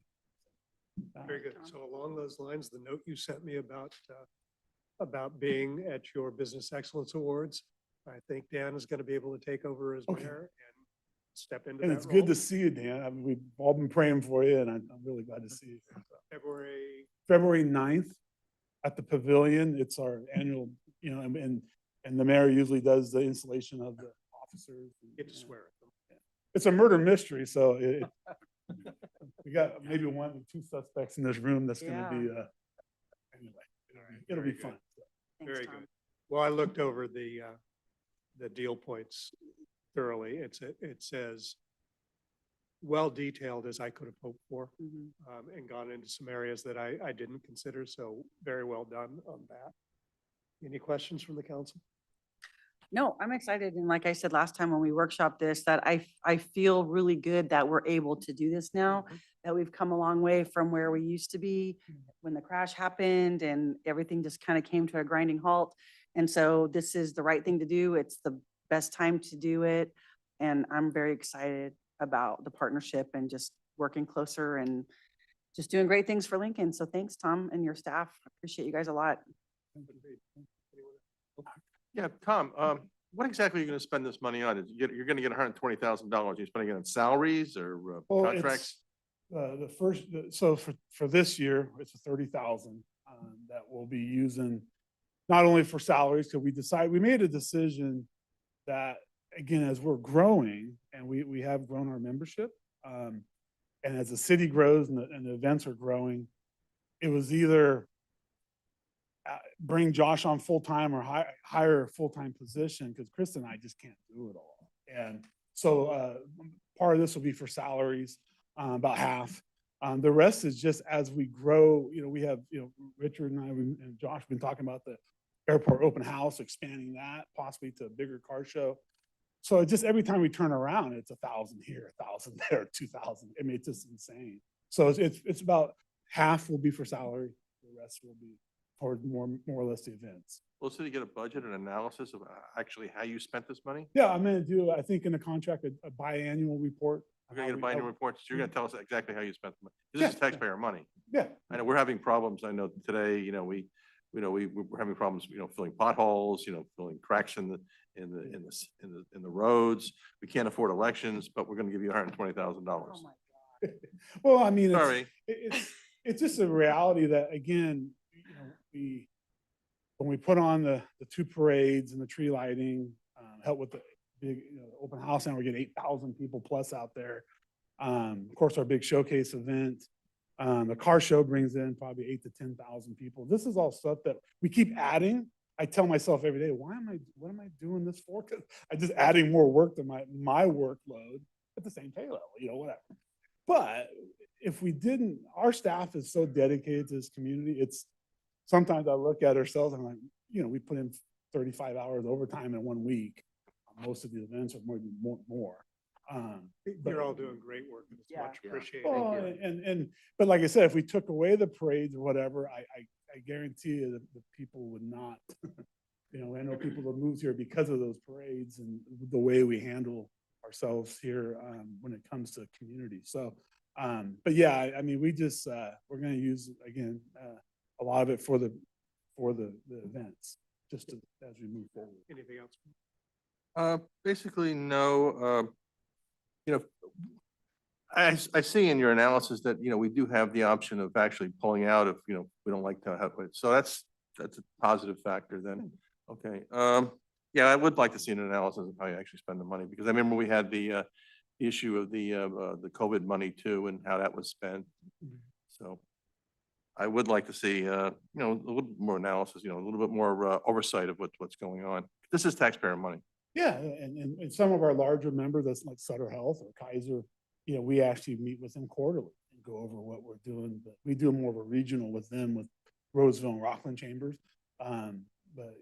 Yeah, I'm very, as a former supervisor, I love transparency because, I want, when someone calls me and yelling at me, I can just say, well, here's your answer. I mean, it's just easier to have it all up front, like you're saying. I have no problem with it, doing that.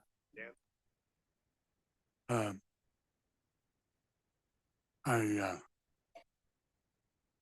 There's good off ramps if we need it. I'm in line. I actually think if you're 100% totally transparent, that number is more than 120K. Everything that's listed in there is more than that, yeah. Reality. I am very much in favor of doing this. It legitimizes and institutionalizes some interfaces that are really waffly right now, particularly with Economic Development Committee. There's going to be, because there's a contractual relationship, some oversight in that case. Yeah. I have, and this is a question for Christine, Sean, Gwen. I have one problem that's overarching. I absolutely hate ambiguity, which this is rotten with. I would like to see the word contractor dissolved from any place in the document and the word chamber put in. Right now, you can't tell simply because of the legacy of the document. If we can approve it, we'll vote to approve this if we can make that global change, because it doesn't change, I hope, doesn't change the intention of anything. No, that's an administrative clerical. That's an administrative or clerical Right. provision. That's I think you make a good point, yeah. That's a simple amendment for us to make. Yes. Yeah, we can get that. Find and replace. Yeah. All right. Not a problem at all. Anyone else? Okay. Any member of the public wish to comment on this item? Oh, Matt, you had something? I would like to add from Public Works perspective. The three main events, the 4th of July, Christmas tree lighting, and the airport open house, require a tremendous amount of coordination with the chamber and Public Works resources. And the chamber takes the burden on all of that effort. They're very easy to work with. I work with Tom, Richard, and Josh directly. They pour in just countless hours into the effort. And I just fully support contributing additional resources to these events. If it weren't for the chamber, the recreation department would probably need some additional staffing, as well as Public Works. The chamber leverages tremendous volunteer efforts. They coordinate that. They position people in traffic control positions at the Christmas tree lighting and the parade. So without their support, it'd be really difficult just to partner with recreation to try to put on these community events. So just from our Public Works perspective, we really appreciate you supporting the chamber in providing those services, because it's a really big lift, and it's great having such a a good partner in putting those events on. Well said, man. Richard, I think I saw you jump up out of the corner of my eye. Darla, after that. For Lincoln, just to add a little bit of perspective to it, years ago, when the city ran as an organization, ran the air show, they paid someone $25,000 just to do the air show. Cost of the air show was 75,000 overall. On top, yes, exactly. And this time was a lot less. Until hospital bills. Darla?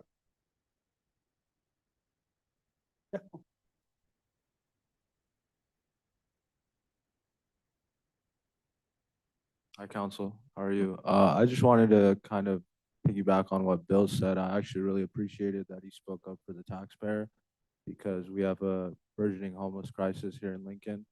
And I thought it was kind of rich that Councilwoman Holly, you kind of laughed the loudest, but you just recently told someone in Lincoln that Lincoln doesn't have money to buy and repurpose a medical building, but we have money to pay for parades that are already being done. So I would also like to look at the analysis. I look forward to that. And, you know, if you can get the cost down to 110 or 100 and cut those diamond tables, that would be much appreciated by the taxpayer as well. Thank you. Darla?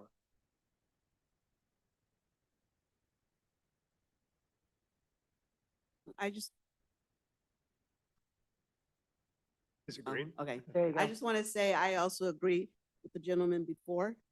You guys do awesome work throughout the whole year, which is, you can't dispute it. But I also believe that what he said is correct. When the salt mine asked for the money and you guys approved it, it wasn't detailed as it was today, and I like that. It should be more detailed. It should be more audited on when you give money out on what it's going to be spent on. So, thank you. You're welcome. Thank you, Darla. Anyone else? Mr. Chapman?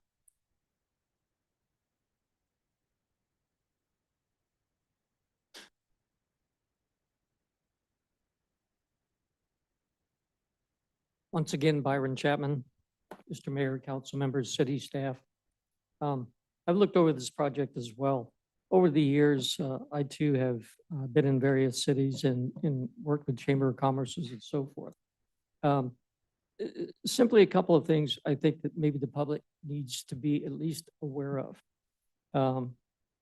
3 different chambers that I know of, the cities actually, their buildings are actually city property. I believe the Chamber of Commerce is using the building that the city owns. I think maybe people need to know how much does the chamber, have to pay for that property? Annually, monthly, whatever that dollar amount might be. Serves $1 a year. Right. And so my point in this is that we need to look at everything that the city is already doing. Don't get me wrong. Everybody does a terrific job at the fireworks, the city. And the chamber does work hard at doing these things. Oftentimes, you need more volunteers. Now, maybe this is the answer. You put money at it and you make it work. Most of the chambers that I've dealt with, their primary source of income is through their membership and any other, functions that they could do for a fee. And if you look at this from a standpoint, does these funds also come from the general fund? Very likely, yes. Yeah. So I'm simply saying, here we are on January the 9th, and we've got another 300 plus days to go through this year. I'm just saying, is there any way to try to cut this down a little bit?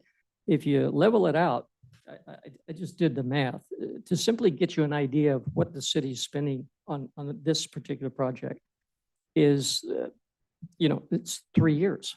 And if you average that out, per month, that's $3,000 a month. It's just that simple. And there are a lot of people here in town that they're not happy with the water rates, they're not happy with the other things. I understand why the water's going up. I don't have an issue with it at all. I'm simply saying that if this goes forward, then could the other service organizations come to the city and try to broker some sort of a deal to make that work? I'm not saying they can't or they can, but you are opening a gate that is finite to a particular organization. I'm just saying that I want to make sure that everybody's thought that process over. Thank you. Anyone else? So I think we need to be clear. This is a contract for services. And the services to be delivered are very carefully laid out within this agreement. So unless we wanted to go out to all the other not-for-profits and suggest that they can bid on providing the same services, that path does not make a lot of sense to me. I'd like to also say that we're also looking at Tom and what they do in the sense that they're kind of at a breaking point where they are like, hey, we really can't continue to provide this service because we're dipping into our own funds with what we have to be able to do this. And they're saying, you know, if you can help us, we'll continue to partner together. And I think that the ROI, when you look from a business standpoint, there's more return in the investment than counting pennies. I mean, and you do have to be careful about the pennies that you're doing, but if you take a look at it and say, well, hey, maybe the ROI is not going to work for us, then yeah, then you say, well, I'm sorry, we can't do that. But when the return is much greater than what the investment is, when it comes to what they do for the economic side of things, people coming, and the services that they render is unmatched for the investment that we're putting in. I can't stress that enough. Right, and I think there's something to be said for the value that's added to what makes Lincoln, Lincoln, right? And that's something that we're trying to preserve. And I would just like to make clear to some of the commenters, my scoffing at the comment about we can't afford elections. I am very cognizant of taxpayer money. And when I've heard for the last 3 years that, you know, Councilmember Brown and I are not elected because we didn't have an election, we took our name off the ballot because there were no opponents, we saved the taxpayers about $75,000. And that is important. And so the comment here is this money we're giving to the chamber is taxpayer money. Yeah, it is. And so was the election money, it's taxpayer money. So I'm very cognizant of that. So I find the argument a little hypocritical. And so No. Well, we're not going to have that I kind of said the language here comment either. was. So I'm going to ask the both of you, no, let's stop. And I did respond to a question about homelessness on social media. They asked us why we didn't buy the old medical building. And I said, I don't believe we have funding for that because not only is it the building is old and dilapidated, it would need a lot of money to refurbish it, and it's on a floodplain. And so I don't know if that's something that we can do, but I would talk to the city manager. That's apples and oranges. One has nothing to do with the other. And so, yeah. And so I'd like to just add that, you know, I work really closely with the other chambers, obviously, you know, I mean, probably about 12 chambers from everywhere from Folsom to Rancho, obviously Rockland, Roseville, Loomis. And we are, I get it all the time. Why are you guys doing all these events? You know, I said, well, here's the kicker. We do all 5 events in Lincoln, plus a ton of little ones.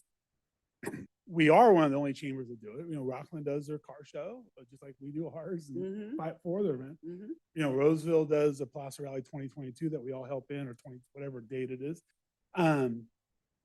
The city of Roseville Parks and Rec, which is huge, you know, they put on most of those parades, they do all that. So I tell my other chamber friends is that, you know, the kicker is that we do both. We do all the advocacy for the businesses, our members, and do the, you know, it's not one or the other.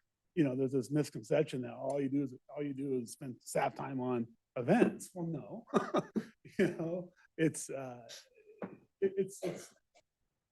sad in a way, you know, that you kind of get pigeonholed, and it's like, you know, we want Lincoln, you know, we want everyone to know about Lincoln. Come here, spend your money, and go home. Tourism, that's fine. Or stay overnight in the new hotel. Well, yeah, you know, come here and enjoy our city. It's gonna be amazing. Tell your friends. You know, Yeah. you know, but we're here, you know, I know Old Town Pizza, you know, their busiest night of the year of the 4 locations. or 3 now maybe, is our Christmas parade. It's Mhm. the busiest night of the year. It's insane. So we're bringing 15,000 people. Yep. So anyway. So I Thank you, think Tom. we've discussed this pretty thoroughly. I think Fran had her hand raised Oh, did online. she?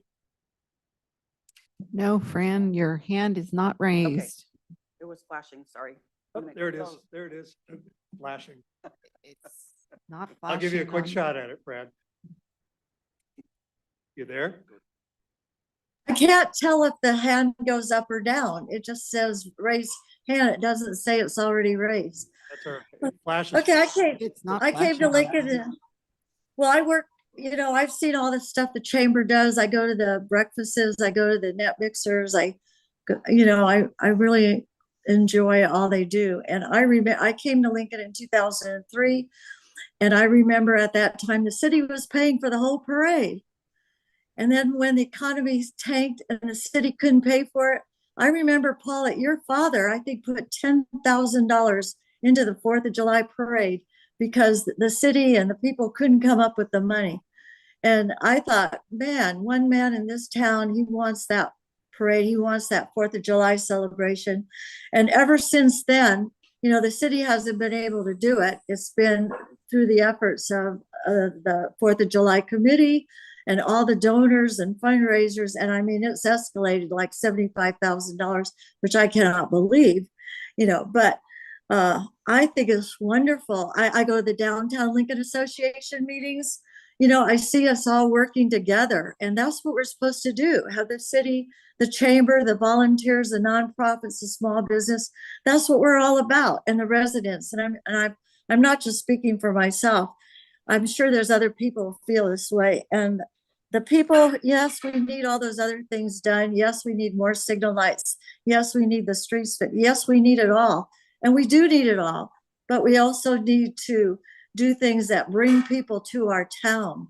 And that's what those events do. So I didn't even know this was coming up, but I'm all for it. The more we all work together, the better.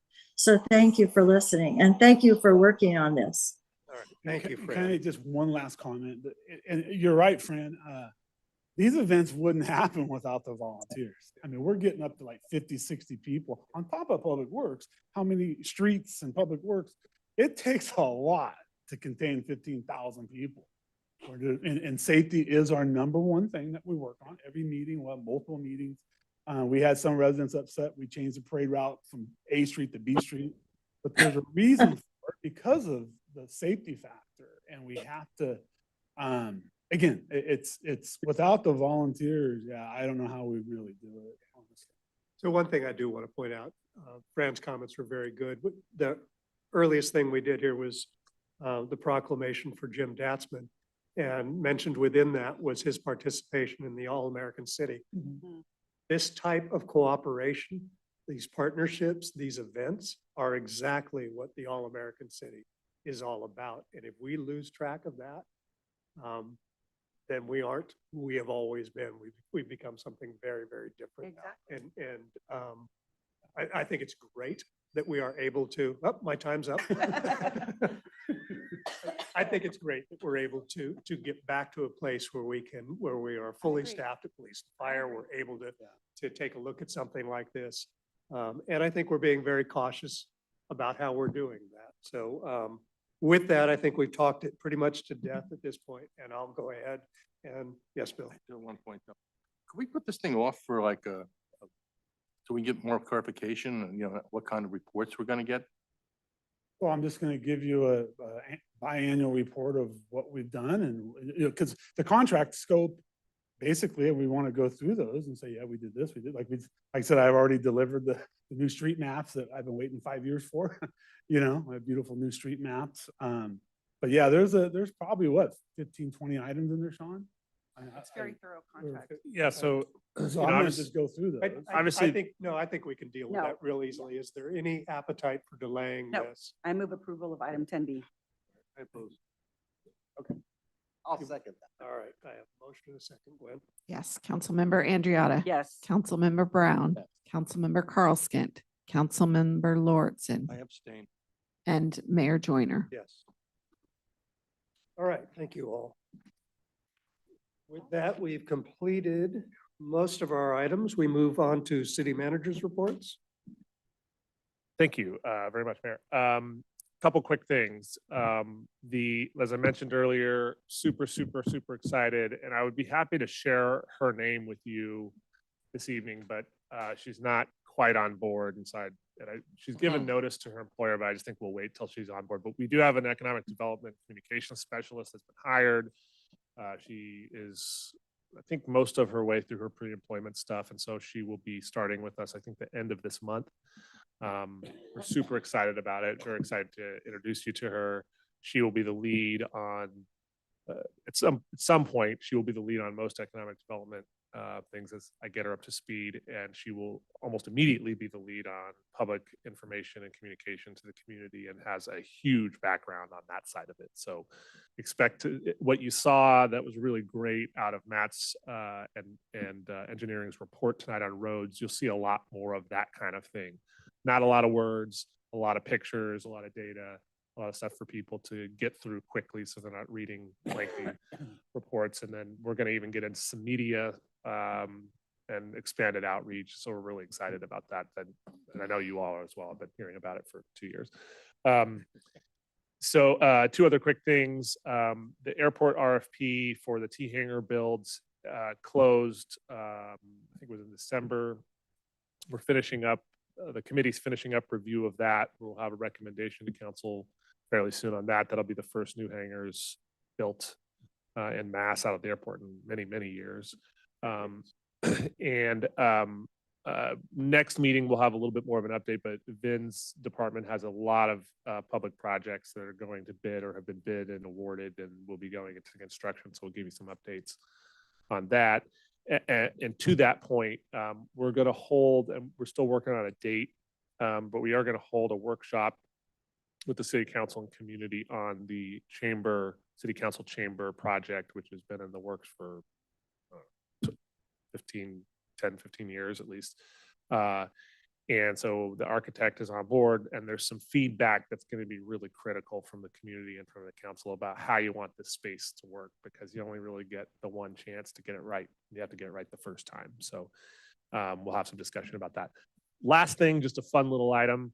You may have noticed our pickleball courts are super busy almost all the time. And so Rec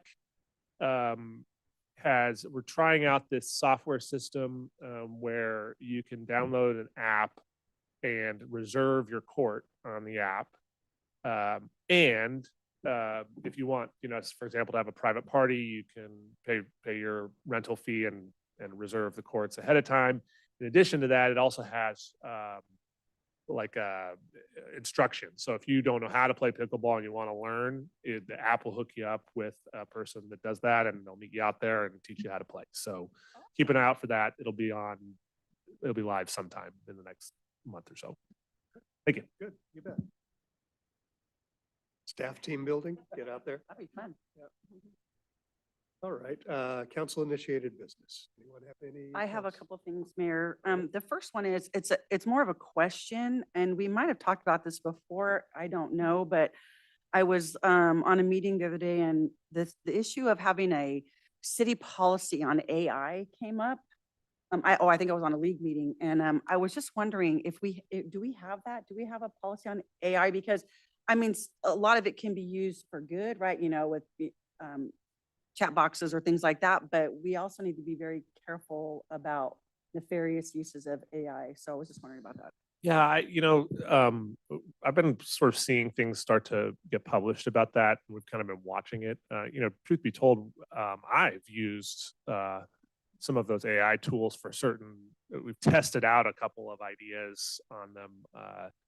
For example, Veronica and I decided to try to use it for interview questions for a specific position we were recruiting for, just to get an idea about whether it might come up with interesting ideas that we hadn't thought of. And actually it turned out pretty good. We use we don't use, verbatim the concepts. We sort of, query it like you would query a search engine, and use what it spits out to see if you can make yourself a little bit more efficient. But we'll follow up on that and get a report back to you. Thank you. And the other thing was, in relation to Darla's comment earlier, because it is city initiated business. Darla, if I could have given you a standing ovation earlier, I would have.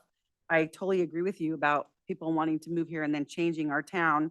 I've personally responded to complaints about the airport and the railroad tracks and said, well, you saw the airport when you bought your house, you know?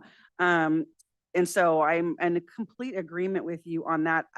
As far as the grocery bag fee, I think that's a state It thing. is a state That's thing, a and actually yeah. the city Yeah.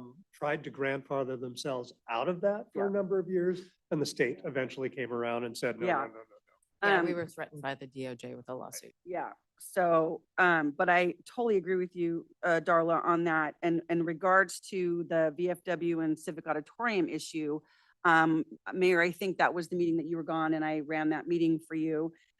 Because Mrs. Schechter did come and complain about the bands interfering with their theater performances. And Darla, I don't remember who mentioned building a wall between, but I would agree with you, that's a ridiculous idea. We wouldn't do that, but I'm bringing it up now to say that what I did say was I would follow up with Supervisor Landon because that building is owned by the county. And we were going back and forth between who's to monitor that, LPD or the sheriffs. And so they have updated their policy. And I have a meeting with Supervisor Landon and her chief of staff either next week or the week after. We have a Teams meeting, right? Coming up soon. To just hear an update on that and see what they say about it. So we are still handling it, but I just wanted to give an update on that. And Yeah, what's interesting about that, it's not that we have a theater district by any means, but in many large metropolitan areas, there are theaters side by side by side. And there are times when the sounds from those theaters Yeah. spills over it into the does, others. It's it does. part And of- we discussed it quite a bit at length that night. And you know, it was a little, I mean, not an argument, but like, she was very passionate about it, but we were like, well, I don't really know what we're supposed to do about it. But they've had but- the benefit of yeah. very quiet nights Yeah. next door. Yeah, And that Veterans Hall, for my entire memory, Yeah. has been a center for music and Right. performances and within our community. right, and I agree that the music is great and I wish we could get the horn back from the plant and all of that, but But we- anyway. Did we actually require the plant not to blow the horn anymore? I don't think we did. I Really? don't know who did that. That was, Put that on the agenda to bring it back. yeah. I think that was actually- before my time of knowing what was That's going up to on. Gladys, yeah. What was that? Oh, yeah. Anyway, so, yeah, I agree, Darla, but that, we're gonna have a meeting about the building, but, yeah.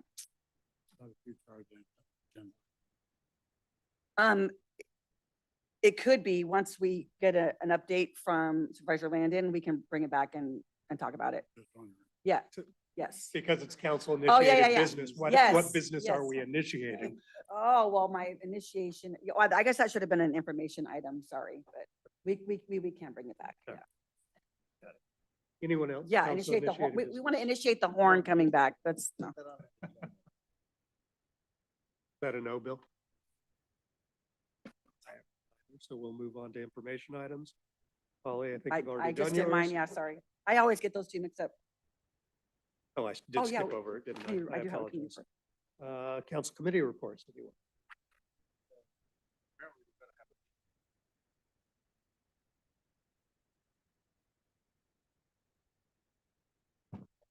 Army Corps of Engineers, yes.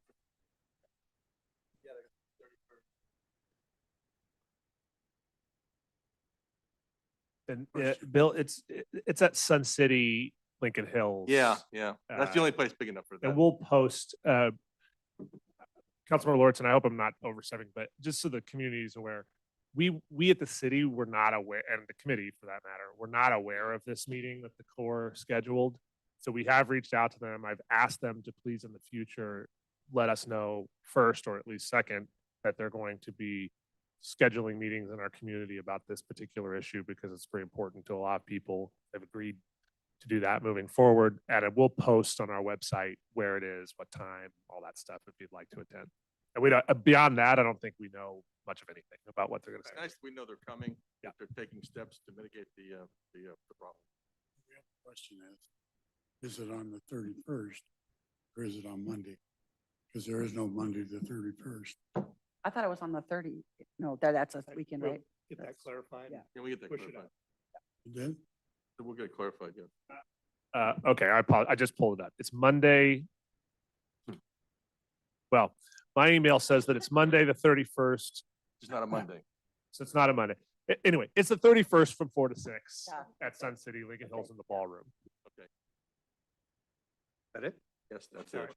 Any other committee reports? You can go first. Okay. I have been filling in for Dan at the Waste Management Authority. And we have had a long conversation recurring about the changing of the makeup of the board. And it's coming back this next meeting. And so it'll either stay the same or possibly be proposed to go down to a 4-member board with this county losing 1 seat. But I have a feeling that it's probably not going to move forward because it'd have to go to every jurisdiction. And I don't think it's going to pass every jurisdiction. It's not going to be successful. So, You don't think if the county was going to lose a seat, that Roseville would be in support, Lincoln would be in support, Rockland would be in support? well, maybe, yeah, And it passes. maybe. I mean, so, yeah, I mean, I'm fine with that. I'm not fine with the other proposal was giving Roseville 2 seats. I agree. Yeah, so if it I goes, agree yeah, so if it moves forward, then we'll see it go down to 4 seats. Just my opinion, Yeah. see what everybody else thinks. I know we can't talk about this at any great. Yeah. length. If there's an opportunity to, right now, we've got county having 2 seats and each of our jurisdictions having 1. If we can equalize Yeah. that, either through reduction in the number of board members or, and I'm less thrilled about this, weighted voting. Yeah, we don't want to, we've already passed through that, I think. I don't think we're going to do weighted voting. It was deliberated, but I think it was decided that we're not going to do that. So So just for me, if there's an opportunity. you're okay to with the reduce that 4? back to Okay, 4, Okay. with a required 3 pass anything, yeah. that makes good sense to me, Dan. You're sitting there, not so much, huh? No, it comes down to if you go to 4-person board is how do you vote? What, Mhm. for important items have to be 100%. That would be 3 out of the 4.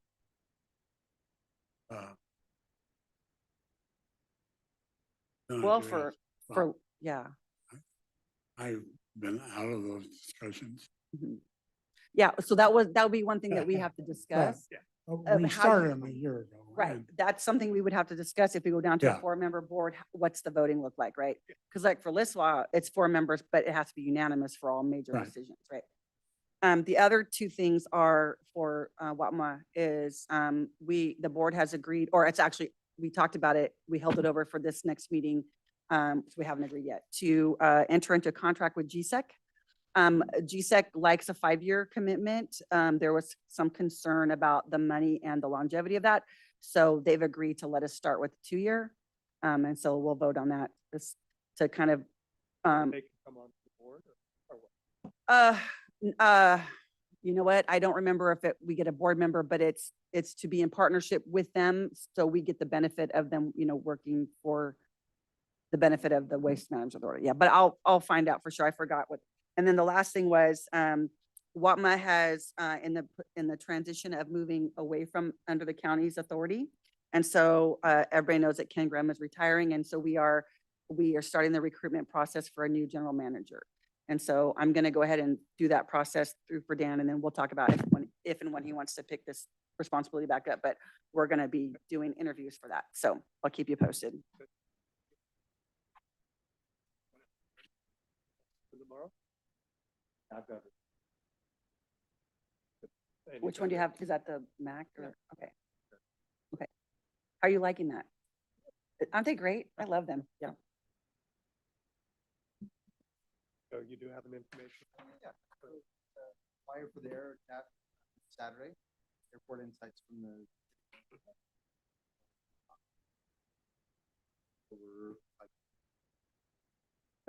Different things that are going on there, meet and greet with city staff, sweeping through the latest updates for our airport shining, capital improvement plans updates, fuel truck updates, the T hangers. My best to be there. Anything else tonight under information items? If not, we stand adjourned. Thank you, staff. Thank you, everybody. Thank you.